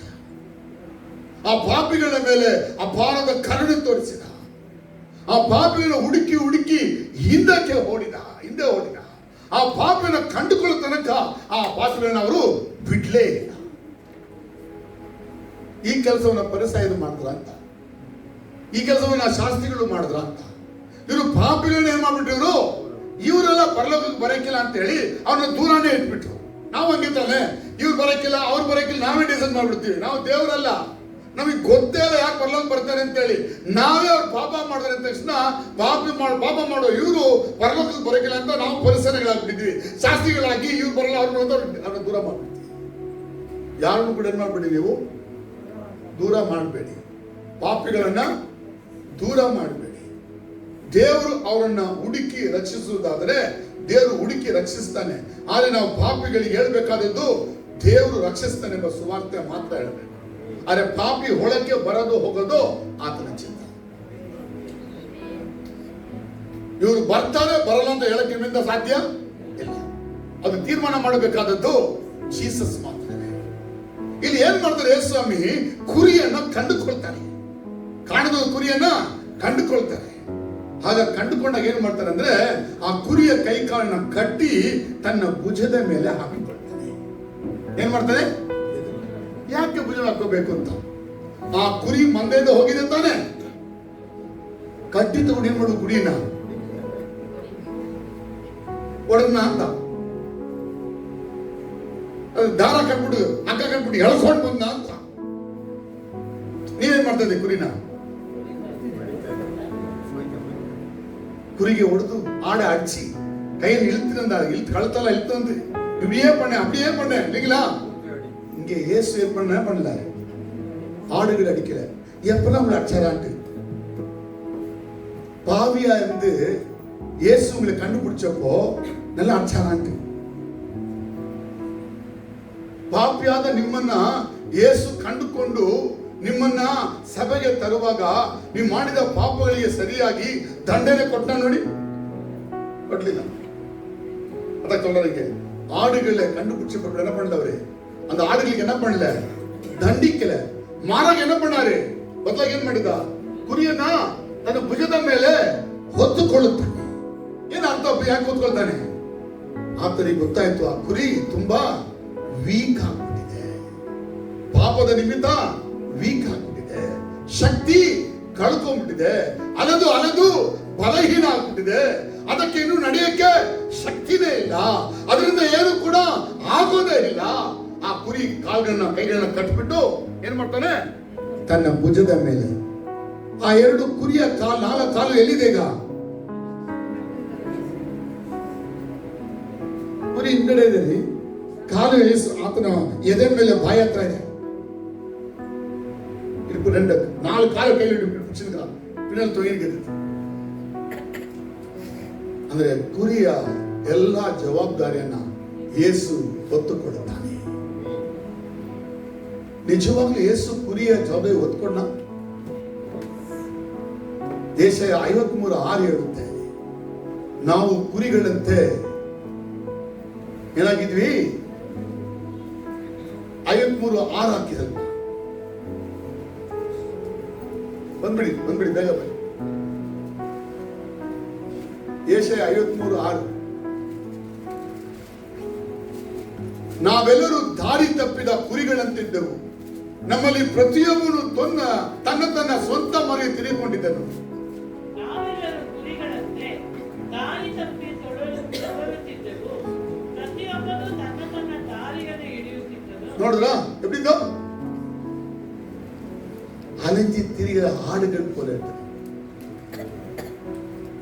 நம்ம வழியை நம்ம தேடி இருந்தோம்.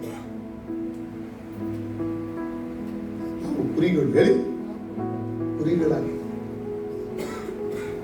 ನಮ್ಮನ್ನ ಭುಜದ ಮೇಲೆ ಹೊತ್ಕೊಳ್ಳೋದೇ ಅರ್ಥ. ನಮ್ಮ ಪಾಪ ಭಾರಗಳನ್ನ, ನಮ್ಮ ಶಾಪ ಭಾರಗಳನ್ನ ಆತನು ನಮ್ಮನ್ನು ಹೊತ್ಕೊಂಡ ಅಂತ ಹೇಳುವಂಥದ್ದು. ನಮ್ಮ ಪಾಪಗಳನ್ನ, ನಮ್ಮ ಶಾಪಗಳನ್ನು ಆತನು ಹೊತ್ಕೊಂಡ. ಈ ಕ್ಯಾರಿ ಕ್ರಾಸ್ ಅಂದ್ರೆ ಯಾವ್ದು ಕ್ರಾಸ್? ನಮ್ಮ ಪಾಪ, ನಮ್ಮ ಶಾಪ. ಅದಕ್ಕೆ ಅವನು ಯೇಸು ತೋರಿಸ್ತಾ ಇದ್ದಾನೆ, ಶಿಲುಬೆಲಿ ಈ ಕುರಿಗಾಗಿ, ಪಾಪಿಗಾಗಿ ಮಾಡಬೇಕಾದೆಲ್ಲವನ್ನ ನಾ ಮಾಡ್ತೀನಿ. ಅದಕ್ಕೆ ಅದನ್ನ ಕುರಿ ಏನ್ ಮಾಡ್ತೀನಿ, ನಾ ಹೊತ್ಕೊಳ್ತೀನಿ. ಇಲ್ಲಿ ಹೊತ್ಕೊಳ್ಳೋದು ನಮ್ಮ ಪಾಪ ಭಾರ ಆತ ಹೊತ್ಕೊಂಡಿದ್ದು. ಪರಿಸರ ಶಾಸ್ತ್ರಿಗಳು ಈ ಪಾಪಿಗಳ ಭಾರವನ್ನು ಹೊತ್ಕೊಳ್ತಾರ? ಇವರು ನ್ಯಾಯ ತೀರ್ಪು ಮಾಡಿ ಆ ಪಾಪಿಗಳನ್ನ, ಆ ಕುರುಬರುಗಳನ್ನ ಹೊರ ಹಾಕ್ತಾ ಇದ್ರು. ನ್ಯಾಯ ತೀರ್ಪಿಗೆ ಕುರುಬರಿಗೆ ಅವಕಾಶ ಕೊಡ್ತಾ ಇರಲಿಲ್ಲ. ಅವರಿಗೆ ನ್ಯಾಯ ತೀರ್ಪು ಸ್ಥಳದಲ್ಲಿ ಅವರಿಗೆ ಬೆಲೆನೇ ಇಲ್ಲ. ಅದು ಯೇಸು ಒಳ್ಳೆ ಕುರುಬನಾಗಿ ಕಳೆದು ಹೋದ ಕುರಿ ಅಂದರೆ ಪಾಪಿ ಜನಗಳಿಗೆ ಆತ ಸಂದೇಶ ಕೊಡ್ತಾ ಇದ್ದಾನೆ. ನಿನ್ನ ಹುಡುಕಿ ಕಂಡುಕೊಳ್ಳೋದು ನಾನೇ, ನಿನ್ನ ಪಾಪದ ಪರಿಹಾರ ಮಾಡೋನು ನಾನೇ. ಹೊತ್ಕೊಂಡ್ಬರ್ತಾನೆ. ಆ ಕುರಿ ಸಿಕ್ಕಿದಕ್ಕೆ ಏನ್ ಮಾಡ್ತಾನೆ? ಸಂತೋಷ ಪಡ್ತಾನೆ. ಆದರೆ ಒಂದು ಕುರಿಗೆ ಅಷ್ಟೊಂದು ಬೆಲೆ ಇದೆಯಾ ಅಂತ? ಎಷ್ಟು ಬೆಲೆ? ಯೇಸು ಸಂತೋಷ ಪಡೋಷ್ಟು ಬೆಲೆ ಇದೆಯಾ ಅಂತ? ஒரு பாவி பரலோக வரத்துக்காக இயேசு தன் சிலுவையில தன் உயிரை கொடுத்து ரத்தம் சிந்திருக்காருன்னா அந்த ஆடுக்கு எவ்வளவு வேல்யூ இருக்குன்னு பாருங்க. அந்த பாவிக்கு எவ்வளவு வேல்யூ இருக்கு. அந்த ஆடு அவர் கையில கிடைச்சப்போ எவ்வளவு சந்தோஷம் சொல்லுங்க. நான் கிடைச்சப்போ இயேசுக்கு எவ்வளவு சந்தோஷம் ஆச்சு. யாரு சந்தோஷம் தெரியல. நான் இயேசு கைக்கு மாட்டின பாருங்க அன்னைக்கு ரொம்ப சந்தோஷம் ஆச்சு. ஐயோ பாவியே என் கெச்சிதியப்பா ரொம்ப சந்தோஷம். உன் பாரம் நான் சுமக்கிறேன் வாணி அப்படி சொல்ல மாட்டீங்களான்னு நீ வேளாள் வாங்கி ಅಂತ ಪಾಪಿಯಾದ ನನ್ನನ್ನ ಯೇಸು ಕಂಡುಕೊಂಡಾಗ ಯೇಸುವಿಗೆ ಸಂತೋಷ ಆಯ್ತು. ಯೇಸು ಅವನಿಗೆ ಚಿನ್ನ ಉಂಗುರಗಳಲ್ಲಿ ಸಂತೋಷ ಇರಲಿಲ್ಲ, ಮನೆ ಮಠಗಳಲ್ಲಿ ಸಂತೋಷ ಇರಲಿಲ್ಲ, ಊಟದಲ್ಲಿ ಸಂತೋಷ ಇರಲಿಲ್ಲ. ಪಾಪಿಯಾದ ನನ್ನನ್ನ ಕಂಡುಕೊಂಡಾಗ ಅವ್ರಿಗೆ ಸಂತೋಷ ಆಯ್ತು. நீங்க பாவியா அவர் கைக்கு மாட்டினப்போ அவருக்கு வந்த சந்தோஷம் உலக கொடுக்காத ஒரு சந்தோஷம். யார் கையில இருக்கிறோம்? நம்ம இயேசு கையில இருக்கிறோம். அவர் யாரு? நம் பாவத்தெல்லாம் பரிகாரம் பண்ண வந்திருக்காரு. அவர் கைக்கு நம்ம மாட்டிக்கிறதுனால அவருக்கு ரொம்ப சந்தோஷம். அவருக்கு மேல சந்தோஷம் பத்தலையா? என்ன சொல்றாரு? பரலோகத்தெல்லாம் கூட்டி தூதர்களெல்லாம் கூட்டி இந்த பாவி என்னை கண்டுபிடிச்சிட்ட, எனக்கு இவ்வளவு சந்தோஷம் வந்துச்சு, வாங்க நீங்க எல்லாம் சந்தோஷம். பரலோகமே சந்தோஷப்படுதா? போவாஸ் பேப்டிசம் எடுத்ததுக்கு பரலோகம் துக்கப்படிச்சா சந்தோஷப்படுச்சா? சொல்லுங்க. நான் பூமியில இருக்கிறது சந்தோஷப்பட்டுக்க மாட்டாங்க. போவாஸ் ஃப்ரெண்ட்ஸுங்களுக்கு எல்லாம் பேப்டிசம் ஏத்த சீ சீ சீ இதெல்லாம் எடுக்குவாங்களா? இதெல்லாம் நல்லது இல்லையா? தண்ணியில முழுவதெல்லாம் நல்லது இல்லை அப்படி சொல்லலாம். சில பேர் சொந்தக்காரங்க நண்பர்கள் சொல்லுவாங்க, நீ பேப்டிசம் எடுத்து என்ன தானே சீ சீ சீ. ஆனா பரலோகத்துல ஏசு சொல்றாரு, எனக்கும் சந்தோஷம் ஆச்சு, பரலோகமே சந்தோஷம். பரலோகம் 10 பேர் தாக்குறான் பரலோகத்துல. பரலோகத்துல கோடி கோடி தூதர்கள் பூமியில ரட்சிக்கப்பட்ட இந்த போவாஸ்காக அவ்வளோ சந்தோஷம். அப்ப நான் ரட்சிக்கப்பட்டப்போ பரலோகம் சந்தோஷப்பட்டுக்கோ. நான் ರಕ್ಷಣೆ ಪರಲೋಕ ಸಂತೋಷಪಟ್ಟಿರ್ತೇನೆ. ಒಂದೊಂದು ಅಳಿದು ಹೋಗುವ ಆತ್ಮಗಳು ರಕ್ಷಿಸಲ್ಪಡುವಾಗ ಯೇಸುವಿನ ಕೈಗಳಲ್ಲಿ ಇಡೀ ಪರಲೋಕವೇ ಸಂತೋಷ ಪಡ್ತದೆ.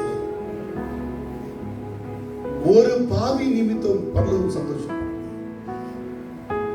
உங்களுக்கு ஒண்ணு தெரியல இல்லைங்களா? உங்களுக்கு என்ன இந்த பாஸ்டர் இந்த விசுவாசிகள் என்ன யாரும் ரெஸ்பெக்ட் பண்ண மாட்டாங்களே. உங்களுக்கு இது செய்யும் போது ரெஸ்பெக்ட் தான் வேணும். உங்களுக்கு எப்படி என்ன ரெஸ்பெக்ட் பண்ணல, இவங்க ரெஸ்பெக்ட் பண்ணல. ஐயா உன்னை பார்த்து பரலோகமே சந்தோஷப்படுது. எப்படிமா சொல்லுங்க? Holy heaven rejoicing because of you. உனக்காக பரலோகமே சந்தோஷப்படுதுப்பா. இந்த மாதிரி வார்த்தை நீங்க வச்சிட்டீங்கன்னா இந்த பூமியை பார்க்க மாட்டீங்க. சொல்லு, ಈ ಲೋಕ ನೋಡಕ್ಕಿಲ್ಲ ನೀವು. ನಿಮ್ಗೆ ಗೊತ್ತಾಗಬೇಕು, ನಿನ್ನ ನಿಮಿತ್ತ ಪರಲೋಕ ಏನ್ ಮಾಡ್ತೈತೆ? ಸಂತೋಷ, ಕೊಂಡಾಟ. ಅಲ್ಲಿ ಪರಿಸರ ಉಪದೇಶ ಏನು? ಪಾಪಿಗಳಿಗೆ ಪರಲೋಕ ಇಲ್ಲ ಅಂತ. ಯೇಸು ಹೇಳ್ತಾನೆ, ಪಾಪಿಗಳಿಗೆ ಪರಲೋಕ ಉಂಟು. ಅಸಡ್ಡೆ ಮಾಡಬಹುದು, ನಾನು ಇವನು ಅಸಡ್ಡೆ ಮಾಡಲ್ಲ. ನೀವು ಸಂತೋಷ ಪಡದೇ ಇರಬಹುದು, ನಾನು ನನ್ನ ಮನೆಯವರು ಸಂತೋಷ ಪಡ್ತೇನೆ ಅಂತ ಹೇಳ್ತಾನೆ ಯೇಸು. ದ ಟೀಚಿಂಗ್ ಆಫ್ ಫರಿಸಾಯರ ಮತ್ತು ಈ ಒಂದು ಶಾಸ್ತ್ರಿಗಳ ಉಪದೇಶಕ್ಕಿಂತ ಯೇಸು ಉಪದೇಶ ಎಷ್ಟು ಭಿನ್ನವಾಗಿದೆ ನೋಡಿ. ಆಗ ಯೇಸು ಏನು ಹೇಳಕ್ ಬಂದ ಅಂತ 99 ಕುರಿಗಳು ಮನ ತಿರುಗಿಲ್ಲ ಅಂದ್ರಲ್ಲ, ಯಾರ ಬಗ್ಗೆ ಹೇಳಿದ್ದಾಗಾದ್ರೆ ಈ ಪರಿಸರ ಬಗ್ಗೆ, ಶಾಸ್ತ್ರಿಗಳ ಬಗ್ಗೆ. ನೀವೇ ಕಡೆಯ ಚರ್ಚೆಗೆ ಹಂಗೆ ಹಿಂಗೆ ಗೊತ್ತಿದ್ರಲ್ಲ, ನೀವು ಮನ ತಿರುಗಿಲ್ವಲ್ಲ, ನಿಮ್ಮ ಬಗ್ಗೆ ಪರಲೋಕ ಸಂತೋಷ ಪಡಕ್ಕಿಲ್ಲ. Heaven rejected you. ನೀವು ನೀತಿಮಾನೆ நல்லா ஜோப் பண்றேன், நல்லா பைபிள் படிக்கிறேன், சர்ச்சை கரெக்டா வரேன், காணியை கொடுக்குறேன், நான் தான் பரலோக போறேன்டே போக மாட்டேன். நான் பாவி, ஆண்டவர் என்னை ரட்சித்தாரு, பரலோக சந்தோஷப்பட்டது, அந்த சந்தோஷத்துக்காக நீ இன்பமா தேவனுக்காக வாழ்வேன் அப்படி சொல்றீங்களே, அவன் பரலோக போயிடும். ಪರಿಸರ ಶಾಸ್ತ್ರಿಗಳು ಪರಲೋಕಕ್ಕೆ ಹೋಗ್ತೇನೆ ಅಂತ ಹೇಳಿದ್ರು, ಅವ್ರು ಹೋಗಲ್ಲ ಅಂತ ಯೇಸು ಹೇಳ್ತಾ ಇದ್ದಾನೆ. ಪಾಪಿಗಳು ಹೋಗಲ್ಲ ಅಂತ ಹೇಳಿದ್ರಲ್ಲ ಅವರು ಹೋಗ್ತಾರೆ. ಅಂದ್ರೆ ಯೇಸು ಏನ್ ಮೆಸೇಜ್ ಪಾಸ್ ಮಾಡ್ತಾ ಇದ್ದಾನೆ? இந்த பாவிகள், டாக்ஸ் கலெக்டர்ஸ், இந்த பாவிகள்லாம் பரலோக ராஜ்யத்துக்குள்ள போயிட போறாங்க. ஆனா உங்களை நீதிமானா சொன்னீங்களே, நாம தான் பரலோக போறோம் சொன்னீங்களப்பா, 99 ஆள் நீங்க தான், ஏன்னா மனம் திரும்பல நீங்க, உங்களுக்கு இந்த ராஜ்யம் கிடைக்காது. அர்த்தாது இதான் புரிஞ்சுக்கலான்ட்டு கொஞ்ச நாள் புரிஞ்சேன். இன்னைக்கு உலகம் முழுசு இருக்கிற பாவிகளுக்கு ரட்சிப்பு ஒன்று என்ன பண்ண, நம்ம ஜெபம் பண்ணணும். என்ன பண்ணுவோமா? ஆனா யாரையும் என்ன பண்ண முடியாது ரட்சிக்க. காசுக்கு செலவு கொடுத்து ரட்சிக்க பார்க்குது. அந்த ஆடுக்கு ரட்சிப்பு தெரியாது. காசு கொடுத்தா அது இன்னொரு மேய்ச்சிட்டு அது மேய்ச்சி கொடுத்தாரு. இந்த இலையும் சாப்பிடும் ஆடு, அந்த இலையும் சாப்பிடும். இது கொடுத்தாலும் சாப்பிடும், அது கொடுத்தோம். அதான் தவறி போயிடுச்சு, இருக்கிற இலையெல்லாம் சாப்பிடும். நம்மளே என்ன பண்ணுறோமா, நாலு சாப்பாடு கொடுத்தா ரசிக்கப்படும், நாலு துணியை கொடுத்தா ரசிக்கப்படும், நம்ம அத்தை கொடுத்தா ரசிக்கப்படும். அது நம்முடைய டாக்டிக்ஸ். இதுல ஆடு ரசிக்கப்படும். ஆடு ரொம்ப புத்தி இல்லாதது. சொல்லுவோம் ಕುರಿಗೆನಿಲ್ಲ ಸರಿಯಾಗಿ ಬುದ್ಧಿ ಇರಕ್ಕಿಲ್ಲ. ಒಂದು ಕುರಿ ಅಳಕ್ ಬಿದ್ರೆ 10 ಓದ್ ಬಿಡ್ತಾರೆ ಕುರಿಗಿರೋದಕ್ಕೆ. பாவி மனிதர்களுக்கு என்ன இல்ல, புத்தியே இருக்காது. கடவுள்கிட்ட வந்தாத்தான் அந்த ஆடு என்ன ஆகும், புத்திசாலியா மாறும். இப்ப நீங்க எல்லாம் புத்திசாலி ஆயிட்டீங்களா இல்லையா? எப்படி? இயேசுகிட்ட வந்ததால தான். இயேசுகிட்ட வராத போனா நீங்க எப்படி இருப்பீங்க? புத்தி இல்லாததான் இருப்பீங்க. ஆனா இயேசுகிட்ட வந்ததுனால நமக்கு தெளிந்த புத்தி வந்தது. எது சரி தப்பு தெரிஞ்சது, எது தேவனுக்கு பிரியமாக்குது பிரியமில்லை தெரிஞ்சது. ஆனா இயேசுகிட்ட வரத போயிருந்தா நம்மளுக்கு புத்தியே இருக்காது. ஏன்னா நம்ம புத்தி இல்லாத ஆடுகள். ஆடுகள் புத்தி இல்லையோ, நம்மளுக்கு அப்படி புத்தியே இல்லை. இப்போ ரோட்ல பார்த்து ஆடு பார்த்துக்கிறீங்களா? அது மாதிரி சும்மா ஒன்னும் போட்டதான் போடலாம், சும்மா தேடி போய் சாப்பிடலாம், அதான் தெரியாது. ஆனா கோட்டுக்கு இதை மேய்க்க அது அடிச்சு அடிச்சு அங்க அடிச்சு இங்க அடிச்சு அங்க போய் இங்க போய் யாரும் சாப்பிட்டு வந்துடும்.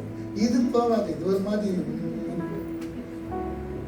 நிறைய பாவம் செய்யறதோ அவங்க நம்ம ஆடு மாதிரி ஆகும். பாவம் செய்து செய்து ஆடு கடி புத்தியிலையோ பாவம் செய்யறவங்க எல்லாம் புத்தி இல்லாத மாறிடுவாங்க. பைபிள் எடுத்து விபிச்சாரி புத்தி சூன்யடி என்னவா பேசிக் என்ன இருக்காதா, புத்தி இருக்காது. நல்ல புத்தி இருக்காது, நல்ல புத்தியே இருக்காது, புத்தியே இருக்காது. எது நல்லது கெட்டது பாப்பிಗಳಿಗೆ ಏನ್ ಇಲ್ಲ, ಒಳ್ಳೆ புத்தி இருக்குது. ஏதோ நம்ம சொந்த இஷ்டம் ஏதாவது எடுக்கலாம், அந்த பதே வராது. அப்படிப்பட்ட பாவியத்தை இயேசு ரட்சிக்கிறார். நான் பாவி சொன்ன ரட்சிக்க வல்லவர் இயேசு. நான் பாவி இல்லைன்னு ரட்சிக்காது முடியாது. ಸೊ ಪರಿಸಾಯಗಳು ಶಾಸ್ತ್ರಿಗಳು ಪರಲೋಕ ರಾಜ್ಯಕ್ಕೆ ಹೋಗ್ತಾರ? ಹೋಗಲ್ಲ. ಅಲ್ಲಿ ಅವ್ರು ಹೇಳ್ಕೊಡಿ ಸಮಾಜ ಹೇಳ್ಕೊಂಡಿದ್ದರು, ನಾವೇ ಪರಲೋಕ ಹೋಗೋದು. ಸುಖದವರು ಪಾಪಿಗಳು ಹೋಗ್ತಾರ? ಹೋಗಲ್ಲ ಅಂತ ಹೇಳ್ತಾ ಇದ್ರು. ಅದು ಏಸು ಹೇಳ್ತಾರೆ அவரே சொல்லுவோம். இப்போ கன்க்ளூஷன் வந்துட்டோம். எதற்காக தான் இந்த பேரபிள் சொன்னாரு? நமக்கு லிங்க் பண்ணுவேன். 14th பேரபிள் லிங்க் பண்ணும். சொல்லுங்க சார், எப்படி லிங்க் பண்ண போறீங்க? ಪರಲೋಕ ರಾಜ್ಯದ ಹೊಳಕ್ಕೆ ಫಲ ಕೊಡೋರು ಹೋಗ್ತಾರೆ ಅಂತ ಕಳೆದು ಬರೀ ಗೊತ್ತಿದೆ ಅಲ್ವಾ? ಈಗ ಅದಕ್ಕೆ ಲಿಂಕ್ ಹೆಂಗ್ ಮಾಡ್ತೀರಾ? ಹೆಂಗೆ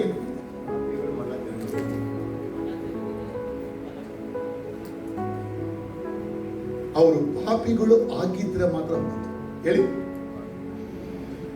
ನೀವು ಪಾಪ ಮಾಡಿದ್ರ ಅಂತ ಕೇಳ್ತೀನಿ.